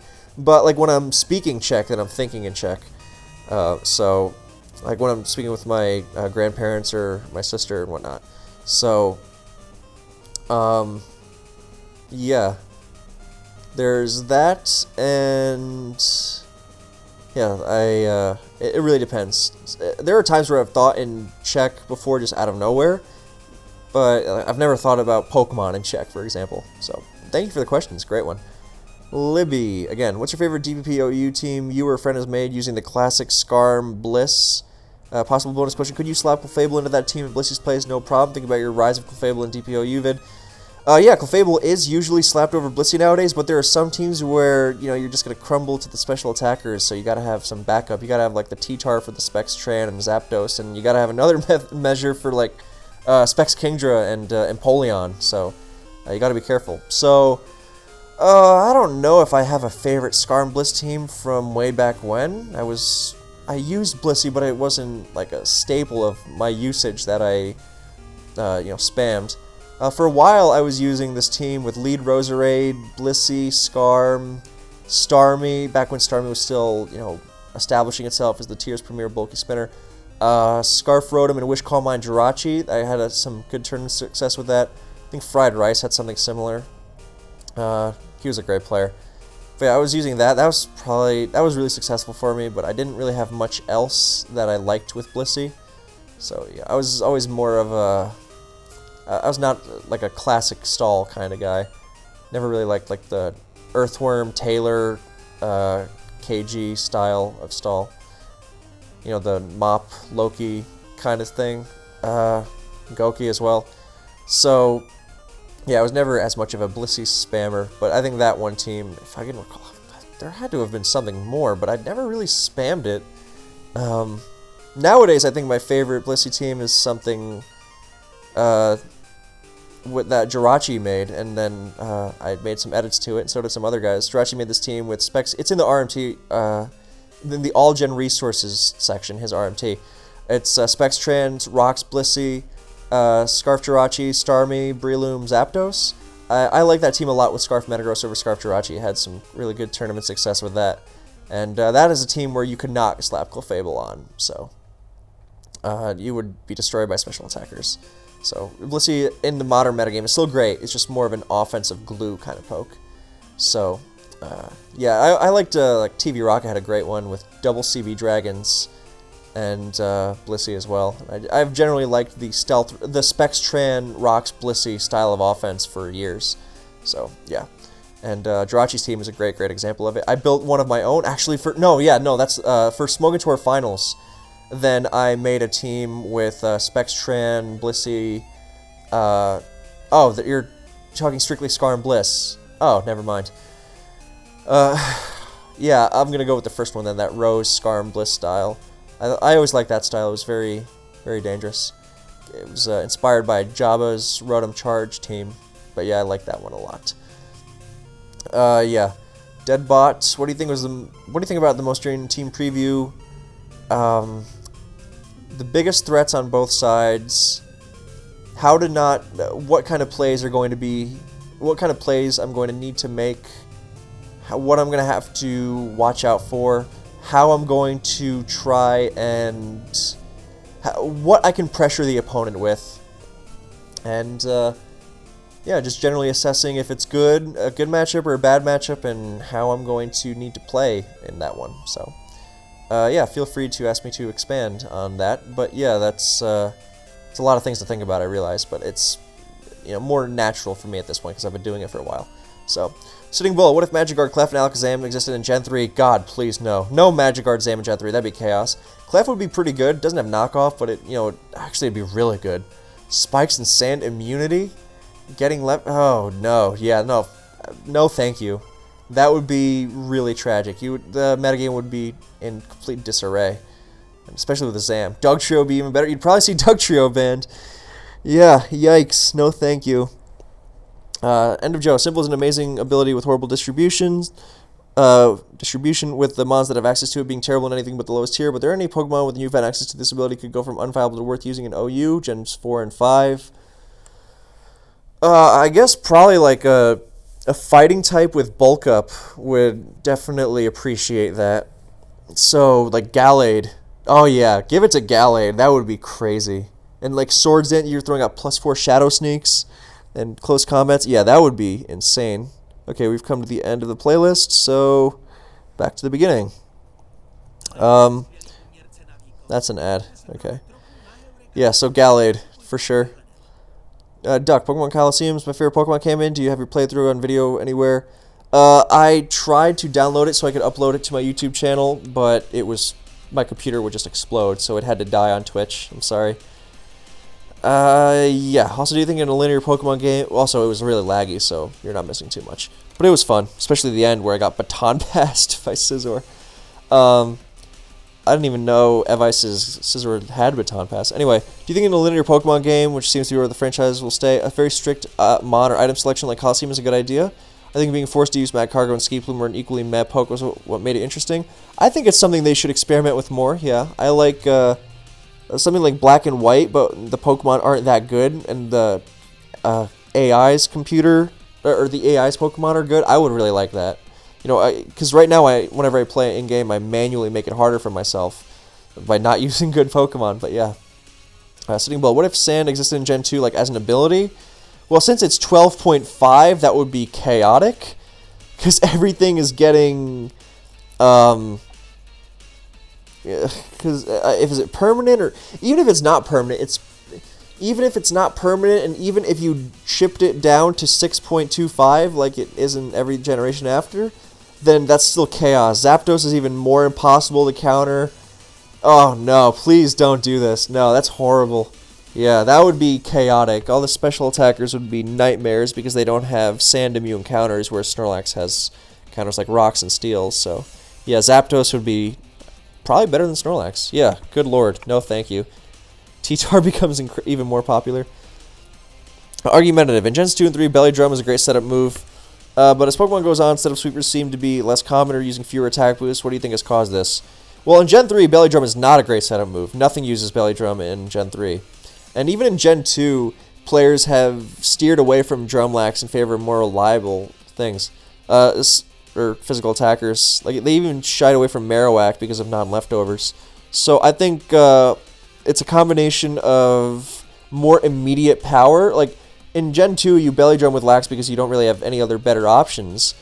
But, you know, like, even in Gen 3, then you have Swords Dance more widely distributed. Or Choice Band, that's a big one. And over time, Pokemon get stronger, and there's more stuff like Life Orb, so you don't need to cut off half your health for your, to be strong. And, yeah, you don't need to, in general, you don't need to boost as much because you have higher attack stats and more, and you have boosting items as well. There aren't really good boosting items in Gen 2. So you don't have to take the risk of, you know, running a setup move. You can just immediately smash things open. So I think that's probably why. And, you know, it's also probably player tendency to want more security in that. So, you know, why run risky Belly Drum Lax when you can run safe Curse Lax, you know, and use it defensively? And, you know, why risk setting up with Terrakion as Ferrothorn stays in and Gyro Balls you to death when you could just Choice Band close combat everything? So I think that's probably the case. Higher power creep and people not wanting to be risky as a result. End of Joe, what are your thoughts on an item that boosts the holder's defense by 1.5 but only allows the use of non-attacking moves? So if it Toxapex to hold this, sure, it would be absolutely unbreakable on the physical side, but can use Scholar knockoff, so it can only use stuff like T-Spikes, Toxic, Recover, Haze. I mean, seeing as it, I don't think it'd be too bad because Taunt completely and utterly ruins it, so yeah, why not? Steel, do you think ABR will three-peat? Wouldn't be surprised. Don't think there are many people who can match him. So, yeah. On a Hexium, what trophy do you think has the best color? No regard for the tournament or achievement or anything, just what do you think is the prettiest? I always really like the World Cup trophy because of its blue, but overall I think the Golden OST trophy is really, really aesthetic. So, that's me. Yeah. Which player do you believe has been or is closest to reaching this game's skill ceiling? I don't believe there's any one player who has been the closest. I think there are a lot of players who have achieved that. So, guys like Ojama, McMegan, ABR, Solwind, you know, the usual suspects. I think, you know, a lot of older players came very close to that as well, especially Earthworm. My god. Even guys like Husk monsters. So, yeah, I don't think it's any one player. I know a lot of people like to say Tsung, and he was definitely extraordinarily skilled, but I don't think he was particularly more talented than those guys I've listed, just in terms of sheer skill or whatever. So, I don't think, yeah. And I also don't know if there's a skill ceiling. I think it just keeps going higher and higher, but at the same time, it's a tough question, but I don't think that... I'm not too well versed with the idea of a skill ceiling in general, but I think we're always getting better. So, beat. I have always been, or bait, I don't know. I've been using the Scarmag arrow advancing that you submitted to the sample team section of Ruins of Alph. I'm wondering why you went with HP Grass Celebi over Giga Drain, given it is a defensive set. Well, on the variants of that team that I have used for, where I have used a defensive Celebi over Subseed or something else, then HP Grass is better than Giga Drain because it actually kills Dugtrio, and Giga Drain does not. And it also has more PP by a lot, and it is stronger. So yeah, Gen 3 Giga Drain kind of sucks, and Offensive Celebi only uses it because it's also using HP Fire. So, yeah, so HP Grass is better. If you don't have another hidden power on Celebi, so Fire, then you use HP Grass because it is better. More PP and stronger. You know, the healing is not nearly as big a deal and compared to the 8 PP and low base power. So, yeah, that is the standard on defensive Celebi. Sadism, 3 questions. 1, any plan on ever making a video discussing the move Snatch, the Pokemon that use it and what uses it has? Not anytime in the future. It's very low. You know, I've experimented with Snatch Blissey, so has Passy G, and so has Ostomatitos. And it's a great set, I'm very proud of it, but it's not, you know, the widespread move that deserves its own video. It's an interesting move, but right now it has not proven itself enough. 2, what Pokemon does Gengar run Fire Punch plus Giga Drain over T-Bolt plus Ice Punch for? Why does UD like it so much, and is it still worth EVing to survive? Plus 1 DD Man says that set has no Ice Punch.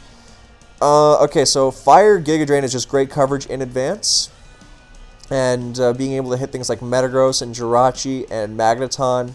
Not being walled by Swampert is really nice, especially if you're not running Taunt, because I know UD likes to run Boom. So if you can spam Will-O-Wisp without Swampert refreshing it off, and Fire Giga Drain. Also, you get to 1v1 Pursuit Tar potentially with Giga Drain's healing and higher power.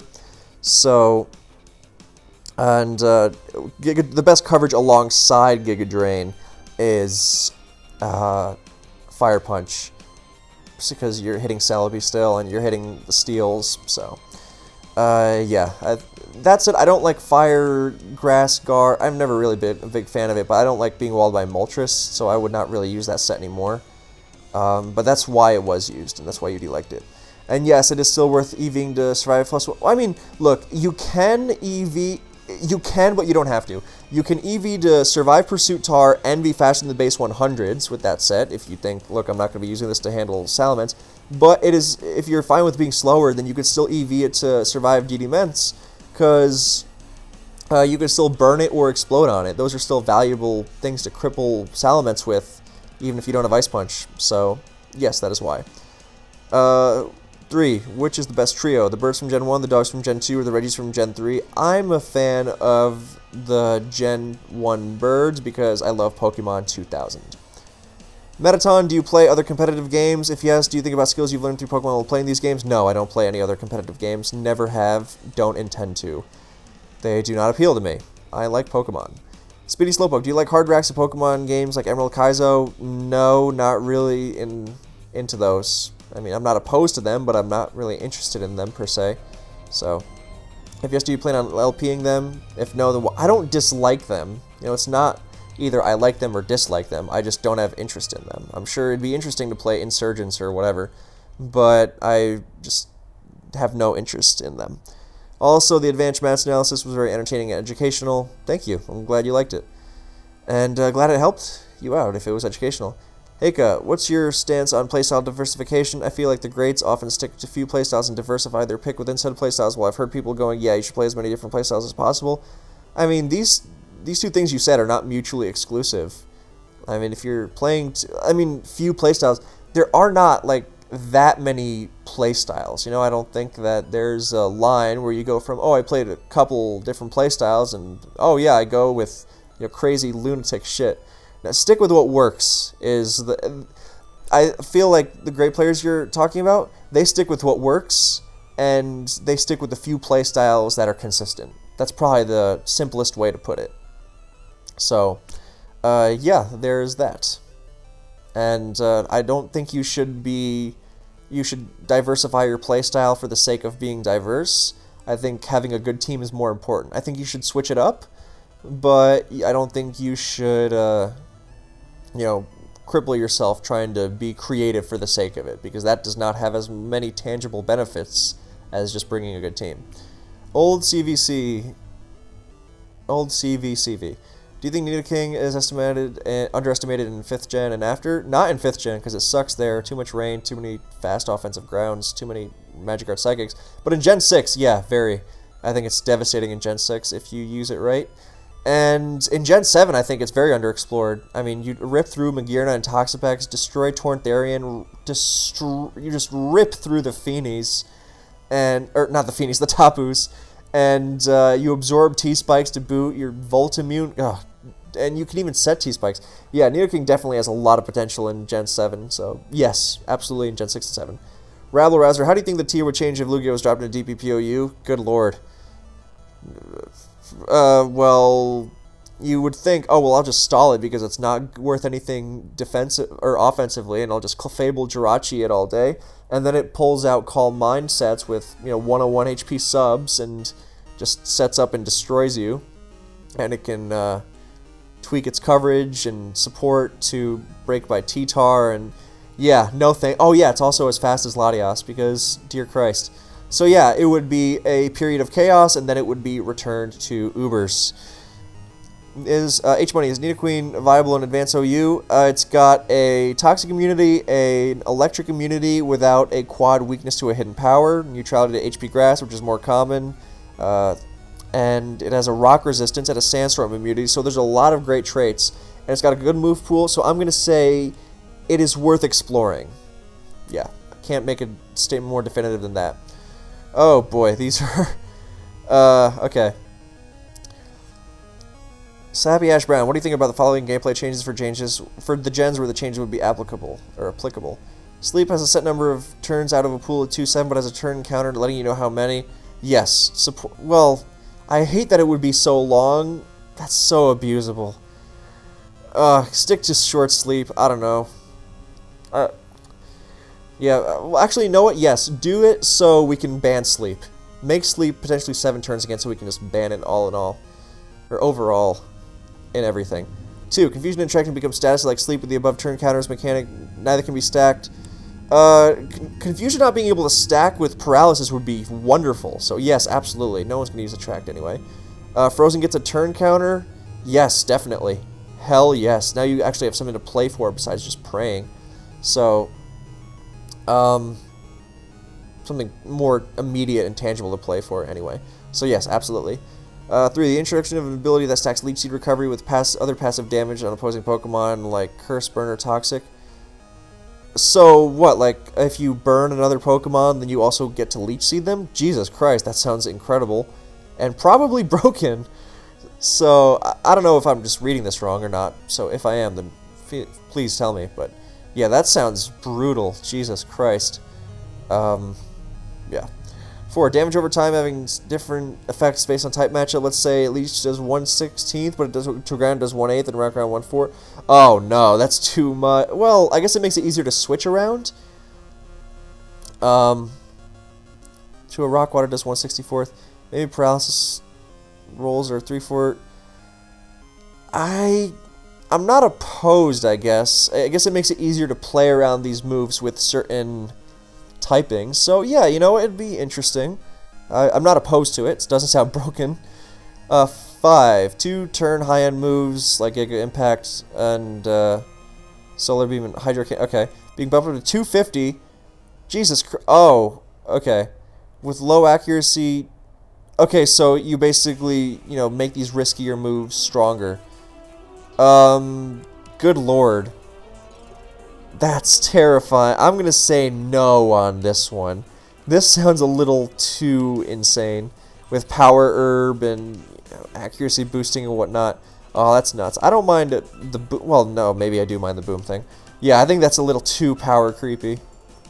Alright, 6. Z moves become flat damage, double moves off the base damage, but can miss or be protected against, meaning that a 1500... How is it 1500? Explosion's not 750 to begin with. I must have... I must be misreading that, because right now it says 1,500 base power. That can't be right. Or unless you're saying... Yeah, I would support Z moves being able to miss or be protected against, for sure. Yeah, that would make them less... I mean, I would think it would just... Actually, that might just even be more chaotic than the fact that they can miss. So if I had to pick, I guess no. Yeah, I don't know. No, actually, no, I take it back. I would like that. It would be nice.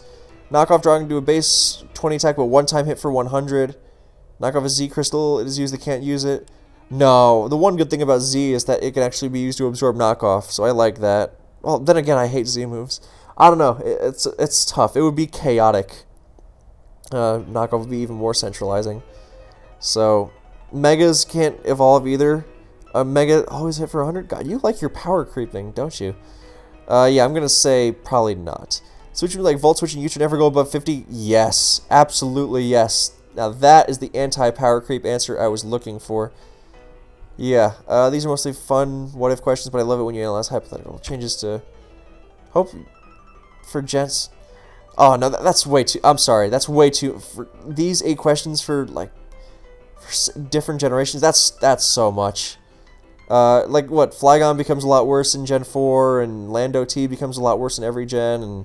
Yeah, I don't know, I don't like... I'm just talking flat, like, in general, rather than metagame-specific stuff, because... Sorry, this is a little too much even for me. What are your opinion on each of the advanced BL Psychics, not counting Metachan because it's a fighting type, and Kadabra because it's Kadabra? Alakazam, good. Terrifying special sweeper, like a Starmie on roids. Don't use Calm Mind, go all out with coverage. Espeon, maybe. You know, it's fast, has Baton Pass, but not really worth it. Synchronize is nice, but eh. Exeggutor, fun Sun Sweeper, sure. Gardevoir has some great niches with Trace. Definitely want to explore that. Great move pool, too. Jinx, scary. You know, can be terrible, but scary. And Slowbro, not worth it. I've used all of them myself. Yeah, pretty much. Yeah, I don't think Slowbro's too good either, but the others, yes. Yes, I made a picture like this. I made it here. Okay, end of Joe first. Why the big 4 of RBY? Chansey, Turo, Snorlax, and Exeggutor, so good. Is a team with the big 4 plus Starmie, Zam plus 1, and why? Yes, it is. And what would the meta look like without the big 4? Okay, so first of all, why? Because Chansey, Turo, Snorlax are the normals. Chansey, you have your big special wall. As soon as you don't have Chansey, then you are terrified of all the blizzards and thunderbolts and psychics flying around the tier. And, yeah, it has all those amazing support moves as well. So, Snorlax is the big physical bruiser that scares Chansey more than anything else, because not a lot scares Chansey. And it also just blows something up, takes something down. It's really, really difficult to switch into. And it's your physical bruiser that softens things up for Tauros, who is the fastest and really tough to switch into. Because with Snorlax, you can outspeed it before it can hit you with a follow-up Hyper Beam, but with Tauros, your options for that are a lot more limited. So yeah, Tauros is a lot more difficult to switch into because the Pokemon that are faster than it, with the exception of Starmie, don't want to switch into it, and there aren't a lot of Pokemon that are faster than it, and Body Slam can still ruin those faster Pokemon, especially even Starmie. You know, at least Starmie can take a follow-up Hyper Beam, but it's still very risky with crit rate and whatnot, so... yeah, you want those on your team. And Exeggutor is the best sleeper. It's a strong Psychic type. It's the best Rhydon counter in the tier, or check, let's say. As soon as you don't have Exeggutor, Rhydon's going to spank you around real hard.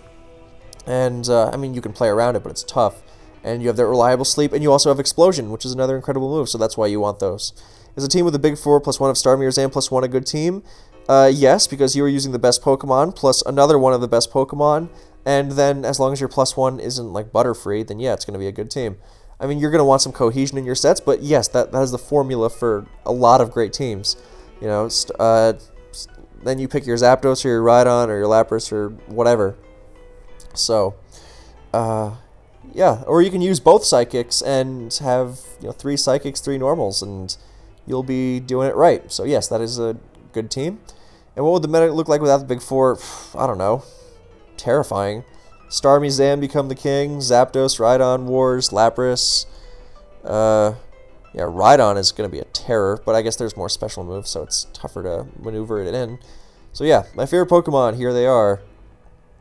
Blossom, Quilava, Grass Blossom, Fire Quilava, Water Floatzel, Normal Teddiursa, Electric Luxray, Psychic Espeon, Fighting Gallade, Rock Kabutops, Ground Torterra, Flying Staraptor, Bug Vespiquen, Poison Toxtricity, Dark Drapion, Ghost Mismagius, Ice Glaceon, Steel Empoleon, Dragon Salamence, Fairy Togekiss. I really love Gen 4. Steel. Okay, interesting question. I think you can compare the SPL Raiders to the SPL 10 Tyrants. Both teams first 7. Both teams first seed. 7-1. The SPL Raiders were 8-0-1. Had tons of great players and both lost in semis. What went wrong? Which team do you think was better? Okay, I don't know the Tyrants record, but I'm fairly confident that they lost in the regular season. Otherwise, we would have heard about it. Or at least they did not go 8-0-1. The Raiders went 8-0-1. We only tied in the last week. And I think we were better because, first of all, 8-0-1. And the reason we lost was because Mazar fucking cheated. Cheated like no one has ever cheated before. So, I mean, it's tough comparing, like, cross SPL teams, but I'm obviously biased, but I don't know how you can argue against the SPL 8 Raiders. I mean, 8-0-1 it's unmatched. So, yeah, and we lost in semis because we did not lose in semis because we lost in semis. We lost in semis because a team that we had fucking destroyed in the regular season cheated on a scale that has never been seen before or after. So, yeah. And I do think we were better, though. We had so many great players. Obviously, the SPL 10 Tyrants were a machine as well, but I think Raiders beat them out. I think Raiders beat everyone out. No, I will not make a Torterra video in DPP unless I'm talking about DPP UU because it's amazing there.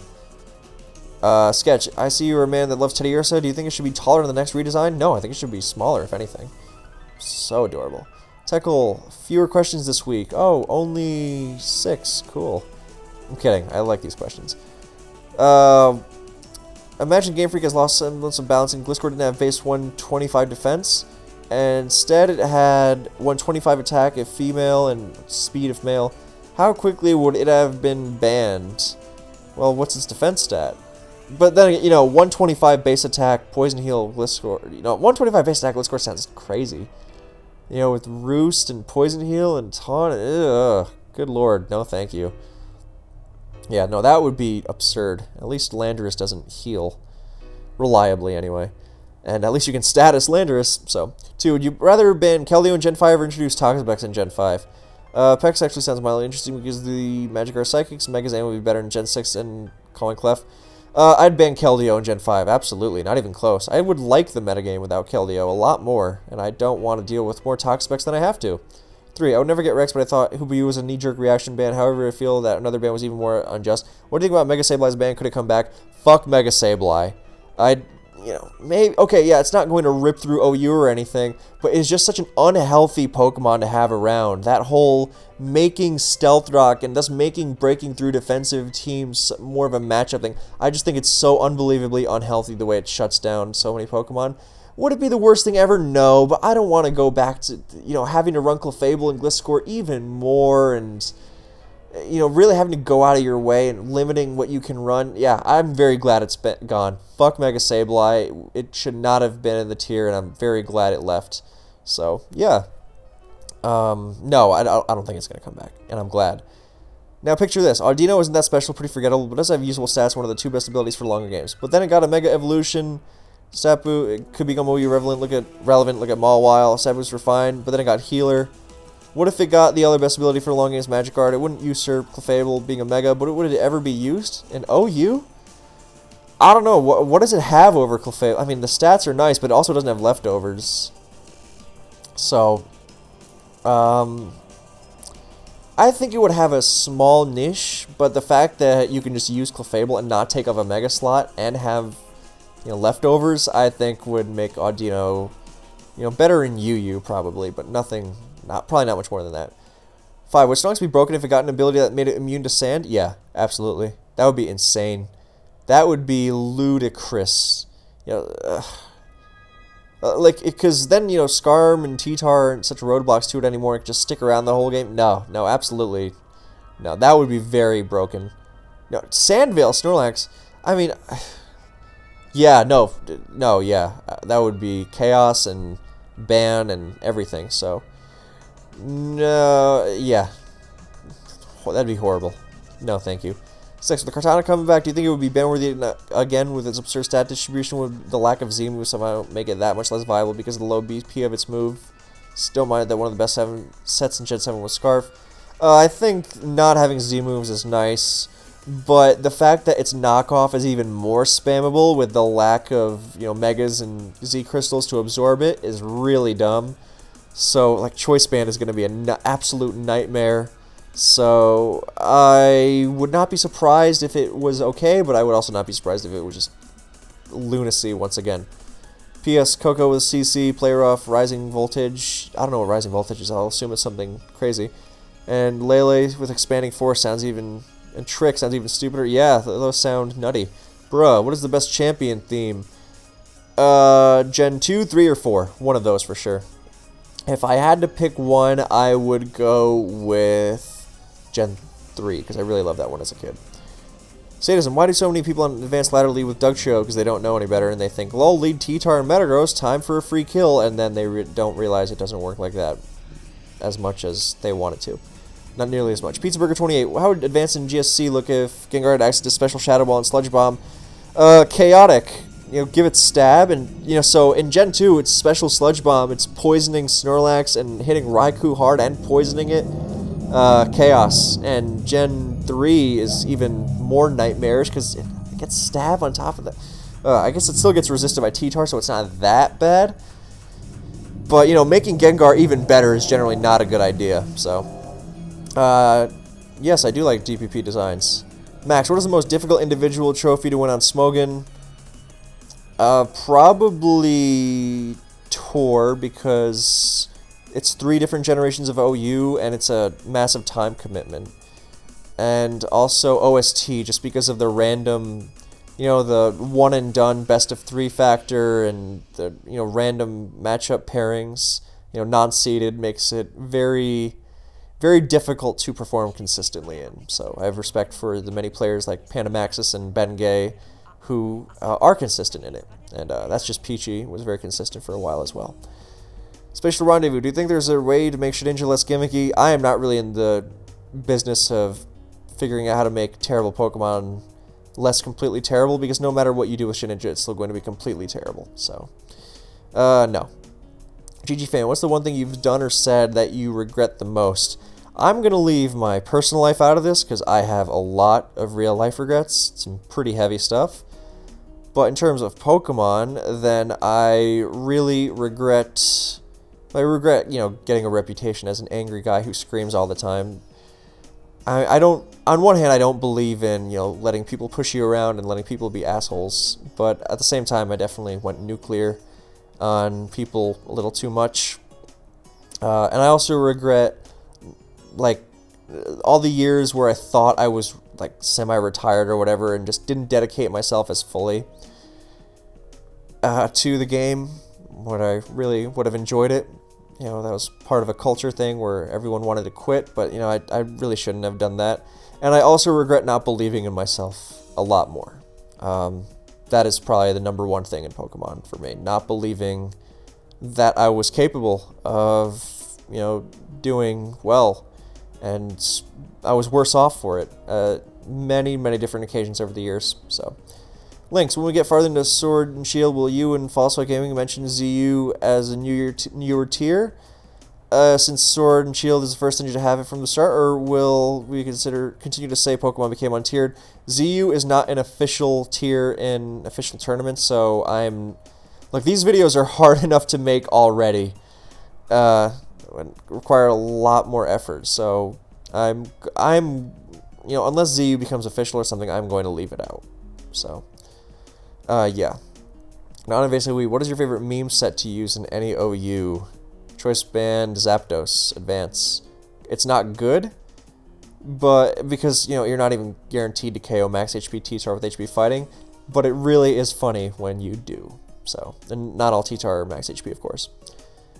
End of Joe, what can be most attributed to Tauros' fall from OU? How does something go from being an automatic addition to all competitively minded teams in RBY to a near useless gimmick in all the generations after? No crit rate, everything gets leftovers, so it's a lot easier to shrug off its attacks, and Hyper Beam was nerfed, so that's why. Yeah. And then, defensive, it just didn't, it never got buffs. Its traits were really useful in Gen 1, but no Hyper Beam, no crits, everything gets leftovers, a lot easier to switch around, so. And it didn't get anything past what it had in Gen 1, really, so, yeah. Also, yeah, Steel types. Sadism, any good tips on how to deal with mixed T-Tar's Beer Lover? For those who don't know, Beer Lover is UD's famous variation of the standard advanced team. He had a ton of success with it, ladder and tournament alike. T-Tar, Skarm, Bliss, Swampert, Gengar, Starmie. It is one of the most standard advanced teams you can have, if not the most standard. Matter of fact, when he started using it, he just wanted to use the most standard team, and he was laddering on the name, Beer Lover. That's where it comes from. He just kept tweaking it to his own liking, and voila. The way of dealing with it is to pivot around it and then threaten it out with one of, you might have to pivot, like, Gengar actually handles Mixed Heart, the Ice Beam, Fire Blast, Brick Break, HP Grass set, which is the threatening one. That threatens that one pretty well. Starmie can pivot into it pretty nicely too. Basically, you play aggressive, you get your spikes out, and then you don't let it come in for free, and you might have to take a hit, but it's generally slow enough to where you are going to be able to dance around it. Also, it's not able to handle, other T-Tars one-on-one, because Brick Break doesn't come close to KOing, so you can really, really smack it if you're running the bulky 4 attack set. So you'll be able to bring it down into range of being KO'd by even like Blissey. So, because Brick Break doesn't come close to KOing Blissey either, just be careful. So, yeah. On Hexium, how much clout comes with having a set named after you, like BKC Tar, UD Tar, Crocoon, etc.? It's a pretty great feeling, but, I'm not really getting paid for it, so I'm confused. I'm going to have to send out some emails about where my check is. Does the G in Passy G stand for goat? It stands for Hermann, because he's German. Not Smallbert. Ban 1 mon in each gen, 3 through 7. Cacturn, Gen 3. Dugtrio, Gen 4. Keldeo, Gen 5. What am I finding in Gen 6? Shuckle, Gen 6. Kartana, Gen 7. I think I've answered that one before, but, obviously those videos are long. But then again, that's why I make them, so you can have questions answered. But, yeah. What's more frustrating in Gen 1? 1 out of 256 misses are constantly getting full parried.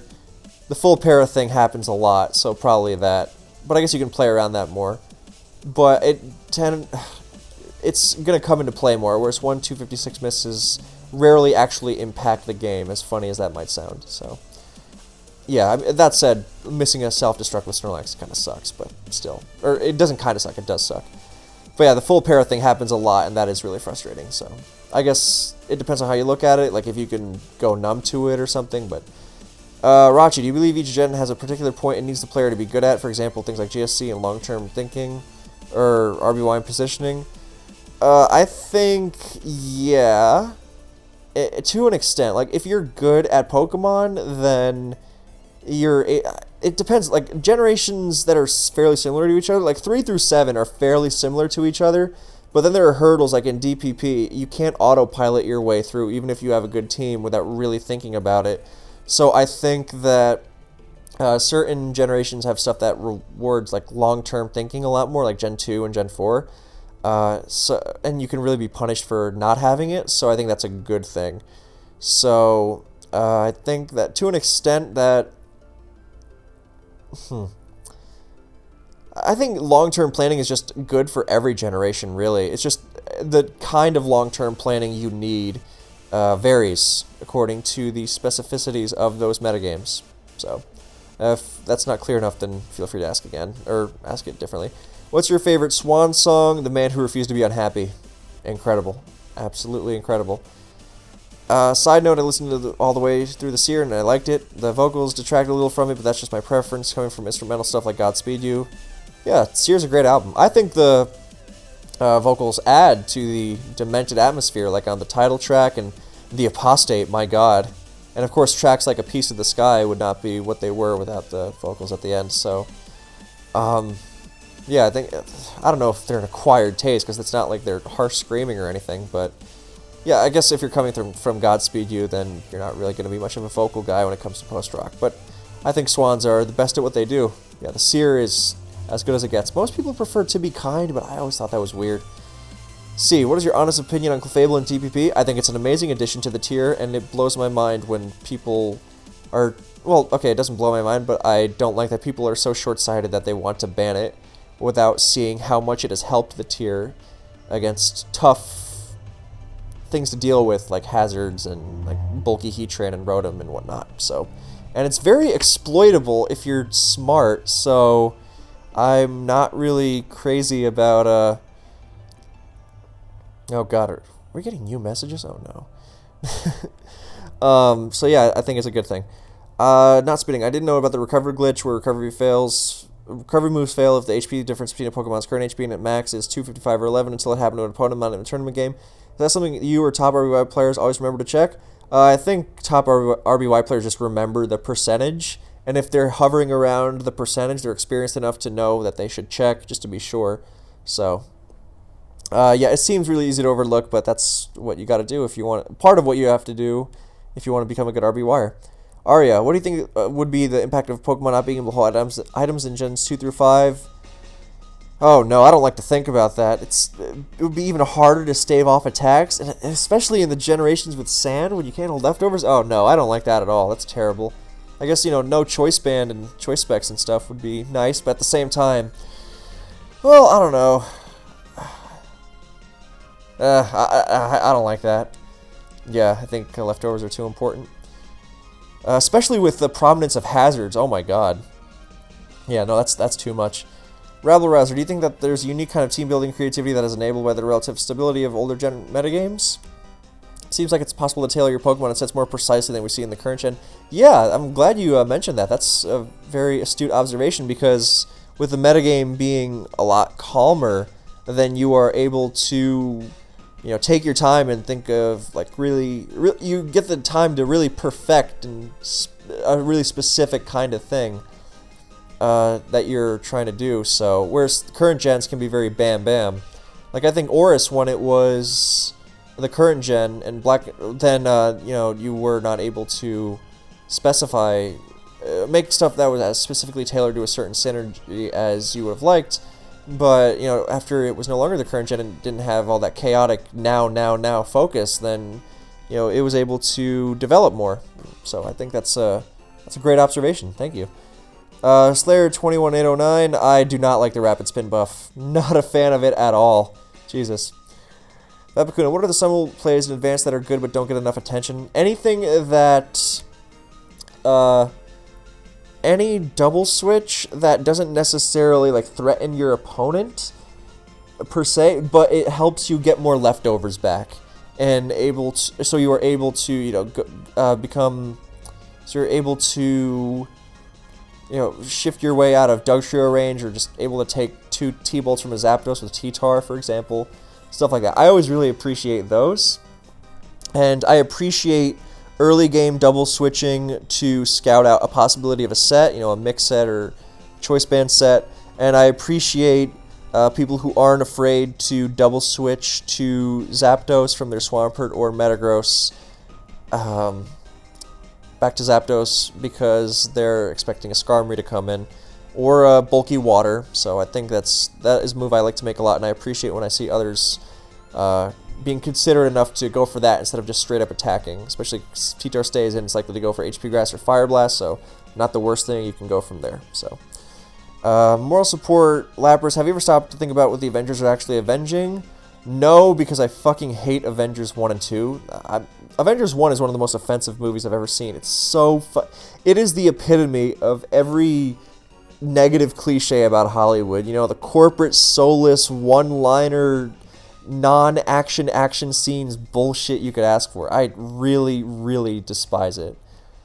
Yeah, when I stopped to think about it, they seem vaguely fascist to me, and yesterday's discussion about MCU ideas, though disturbing, seems like a perfectly logical extreme. What you're referring to is when on Discord I was fucking around, and we were fucking around, and we were just thinking, what if the MCU just made everyone horrible supervillains, like, Iron Man decides to start, using his powers for evil or something. I don't know. So, I don't know. I'm not going to waste brain cells thinking about... I like Avengers 3. I think that's a good one. But, even Endgame I cannot stand. So, yeah, I don't know about fascist, but I think it's just, yeah, probably if you read into it, maybe in some sense, especially the way they operate, but I think I guess they're protecting us from intergalactic threats, so it's fairly unprecedented. So, who's to say? Yeah. 2. How much did it hurt to write the Blossom Luxray videos? Pained me in my very soul. Vapakuna, what are your team building rules with them in advance with Pokemon that are Scarm Weak when you don't have Spikes control, like Spin or Magneton, i.e. your Zapdug team with Protect meta? Please elaborate on plays you use to mitigate Spikes if it comes into the picture. Okay, either I'm going to match their Spikes with my own, or I'm going to execute my offense thoroughly enough to where I am not overly concerned about the Spikes aspect of it all. Like, for the team you mentioned, I know with that team, I am pressuring the defense hard enough to where I am going to be put into a situation where my special attackers are going to be cleaning up really hard. So, that is what I focus on more than the Spikes game. It's really about executing the offense above all else with those teams, with, non-Spikes teams as well. With teams that don't also have Spikes, rather. So, plays, like the one I mentioned earlier, I did this several times in SPL, I believe. The one where you switch to your T-Tar counter against T-Tar, and then you double switch back to Zapdos. It kind of seems, a little hyper-aggressive, because, what if they stay in, but it's not, even if they stay in, you can still play around it, you have more information, and you get to maintain pressure. So, that is what hopefully that answers your question. If not, keep going. Embrace Degeneracy. Which Technician mod is the worst with it in terms of move pool? Probably, like, I don't know, Ambipom. Because it doesn't really have... I guess its move pool is bland, normal type stuff. So yeah, Ambipom. Vapakuno. Many Jolt Spikes teams in advance use multiple fast mons, 328 and above to win the game. This defeats the point of Thunder Wave on Jolteon if it has it. Arguably with Jolgar, some slower mons like Moltres or Suicune fit better for bulk and power. Your opinion, please.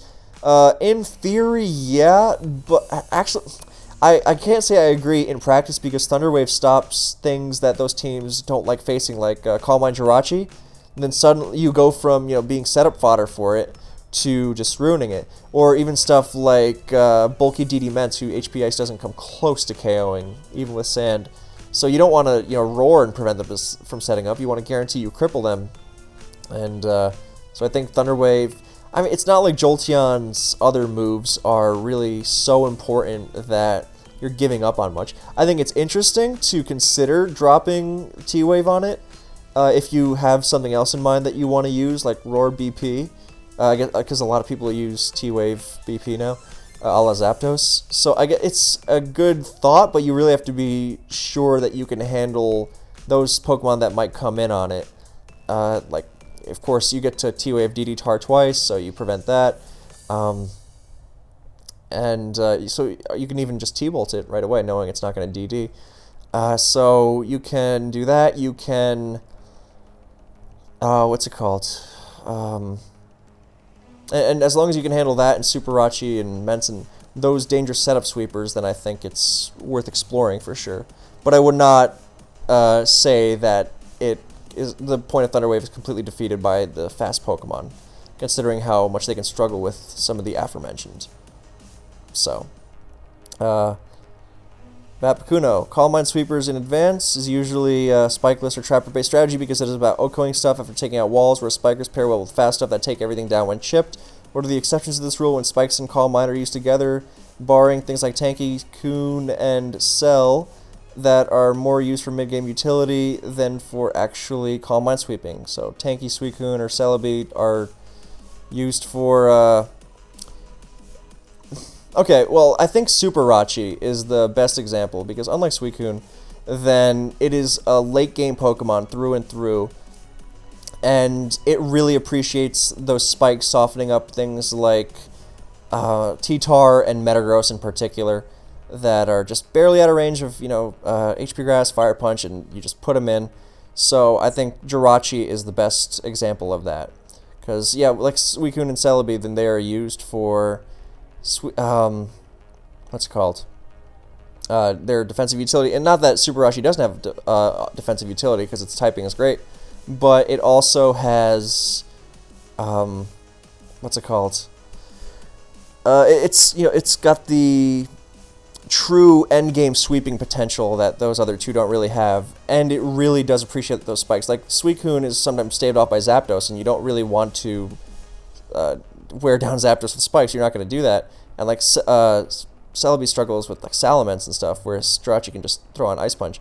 So I think Jirachi's more grounded counters makes it, and ability to go max speed also helps a lot, because it doesn't have to run 30 speed IVs thanks to HP Fire, because it runs Fire Punch, of course. So yeah, I think Calm Mind Super Rachi alongside Spikes is one of the best examples. So yeah. Or probably the only example I can really think of. So it works just by, it's used similarly to Starmie. You come in at the end of the game, you have a free turn, because Jirachi gets a lot of free turns, and you threaten to Oko stuff, and you can grab a boost on things like Waters and Banders locked into the wrong move, and you just start knocking stuff out left and right. Especially once you've beaten down Blissey with Spikes and Sand. So. Bruh, fuck, marry, kill the Hoenn starters. Okay, well, this is going to be inappropriate, but I'm going to marry Blaziken, because it'll always keep me warm. I'm going to kill Sceptile, because I don't like it. Yeah. Deadbot. I know this Discord is mainly for... Okay, well... This is kind of what I was talking about earlier, 2 hours ago, where people are not really willing to... Because I know if you actually look... I don't mean to make you look like a dick, by the way, but if you actually look through Ruins of Alph and all the million the subforums that I have linked a gajillion times in videos and threads, you will find them. Unless you're really just not looking, or just... Like, if you're just skimming through really quickly, or if you're just not making an effort. Because it's there, like I mentioned, then... There's a lot. So, yeah, that's my little thing. On Hexium, why is Calm Mind spam not so good anymore? Calm Mind spam is perfectly good. Matter of fact, I would say with the recent innovations with, Raikou and Double Electric and Calm Mind passing and Vaporeon and stuff, then I think it's actually experienced a rejuvenation. For a while, it was just soft physically and had a tough time getting going, but now I think it's, at least worth exploring more and seeing if it can hold up. Definitely better than physical offense, or mixed. And Vapakuno again, in advance, thank you for the great questions, Vappy. And advanced sleep is seen as a strategy that opens up a myriad of possibilities, because the sleep target could be anything. What principles do you follow to guide you in making teams that exploit sleep consistently, regardless of what target is slept? Okay, I don't know if I have any principles regarding this. I've never really thought about it in particular, but I guess if I had to consider it now, then it would probably be something along the lines of... well, making sure I have good offense to go alongside it to really exploit that. Because if you're just sleeping something, like, let's say you sleep something and then you don't really have the power to follow it up. By power, I mean either offensive firepower or spikes plus Zapdos or something. If you don't have that, then, sleeping the opponent is not being taken advantage of fully. So I guess the thing to keep in mind is that you're going to have some sort of pressure to exert alongside those. So that's why, like, for example, mid-game Venusaur is a lot more threatening than Lead Venusaur because it gets to pick its target a lot more easily, and the spikes and sand are already in play, making switching around it a lot more easy. And when you're sleeping the team that's already been chipped somewhat, then that makes it a lot easier to break through as opposed to against a healthy team. So, Arbinger, when you're starting a series ladder run, do you ever subconsciously use suboptimal sets for the sake of beating popular low ladder cheese? An example would be HP Flying a Whirlwind instead of Drill Peck on Roar and Skarmory to beat the infestation of Ninjask, Mime, Octillery teams on advanced low ladder. I know that you're all about solid team building, not just going for counter teams, but do you ever make that sort of adjustment for the sake of convenience in a low stakes setting like a fresh alt? No, I've never done that on the ladder. Matter of fact, if I'm tweaking teams because of ladder, it's because I noticed something, even when on low ladder, that, oh, you know, if someone good used that Metagross set, then I would have trouble, so I'm going to tweak my, EVs or something for it. So that is, I've never done that. I could see why you would do that just to get out of the, 11, 1200s and whatnot, though. So, yes, especially if you're doing the Skarmory thing, which is fairly low cost, so. Tones, I saw Fidgenator's video on Urshifu recently, and he mentioned how Urshifu can restrict offensive Pokemon by centralizing defensive cores in the metagame. That's a very astute observation from Finch. I haven't watched that video, but I can understand where he's coming from. Do you think this holds true for Pokemon in general? If you do, are there any other good examples of this? And also, do you think the opposite applies? Broken defensive mons to restrict defensive options? Okay, here we go. So, Pokemon in general, I guess... Not to the... Like, Urshifu is an extreme example because it's very specific in what handles it. Because you are relying on cores of Pokemon to handle it as opposed to one Pokemon. And I don't think there are many other Pokemon that really come close in that regard. I don't think anything's really restricting... I think that's a fairly unique phenomenon, actually. Because there are not too many Pokemon that you have to, like, double up on to check. That's usually the sign of something broken, actually. So, yeah, that's a very interesting metagame observation. So I don't think it's very true for Pokemon in general. I think that's more unique. I don't think there are any other good examples of this. And do I think the opposite applies? Broken defensive mons, restricting defensive options. I mean, look, in Gen 7 in particular, if you're not running Toxapex, you don't have that T-Spike absorb, that really bites, and that's what, so that's what, that is what makes it what it is. So in some cases, then yeah, definitely. Or like how Tapu Bulu fell out of the metagame in favor of things like Assaultvest Tangrowth because it wasn't as good at handling things like Zygarde and Magearna. So, and, you got to use different checks to it, so I think that's somewhat of an use different checks to some of the Pokemon you would usually have checked in that slot. So I think that's a decent example. Okay, Jim Cool, top 3 Scorsese movies. Taxi Driver, number 1, absolutely. And Goodfellas, not far behind, number 2, without a doubt. Number 3 is tough, but I think the relentless brutality in every way of Raging Bull is really something. So I'm going to put that at number 3. Now, these are some not very bold answers, but I think they're accurate. I feel the most strongly about the first 2, though, for sure. Iron, Breloom, Parasect, or Amoonguss? Parasect, because it has a similar cry to Mewtwo. The End of Joe, thoughts on all the water ground types? Quagsire, Swampert, Whiscash, Gastrodon, Seismitoad. Which is your favorite? Well, my least favorite is Whiscash. My favorite is Gastrodon because I love Gen 4. So, Tennis, have you ever considered getting a vasectomy? Fuck no. I want kids so bad. So, yeah. Snip, snap, snip, snap, snip, snap is not an option for me. Non-invasive Wii. What is the absolute worst movie you've ever seen? Oh, I gotta... Oh, this is that 1 hour thing, which I always skip. That is a great question. In terms of, like, because I hate a lot of movies. Avengers 1, maybe? I mean, look, I can obviously pick some obviously terrible movie that's just terrible, but I'm gonna... Because that's not as interesting a thing. Like, what's the worst movie you've ever seen? Oh, I once saw this movie on the Sci-Fi Channel called Arachnoquake, which is just horrible, obviously. So, I don't know. I think I've seen some bad shit in my time. Not counting so bad it's good stuff like Samurai Cop, but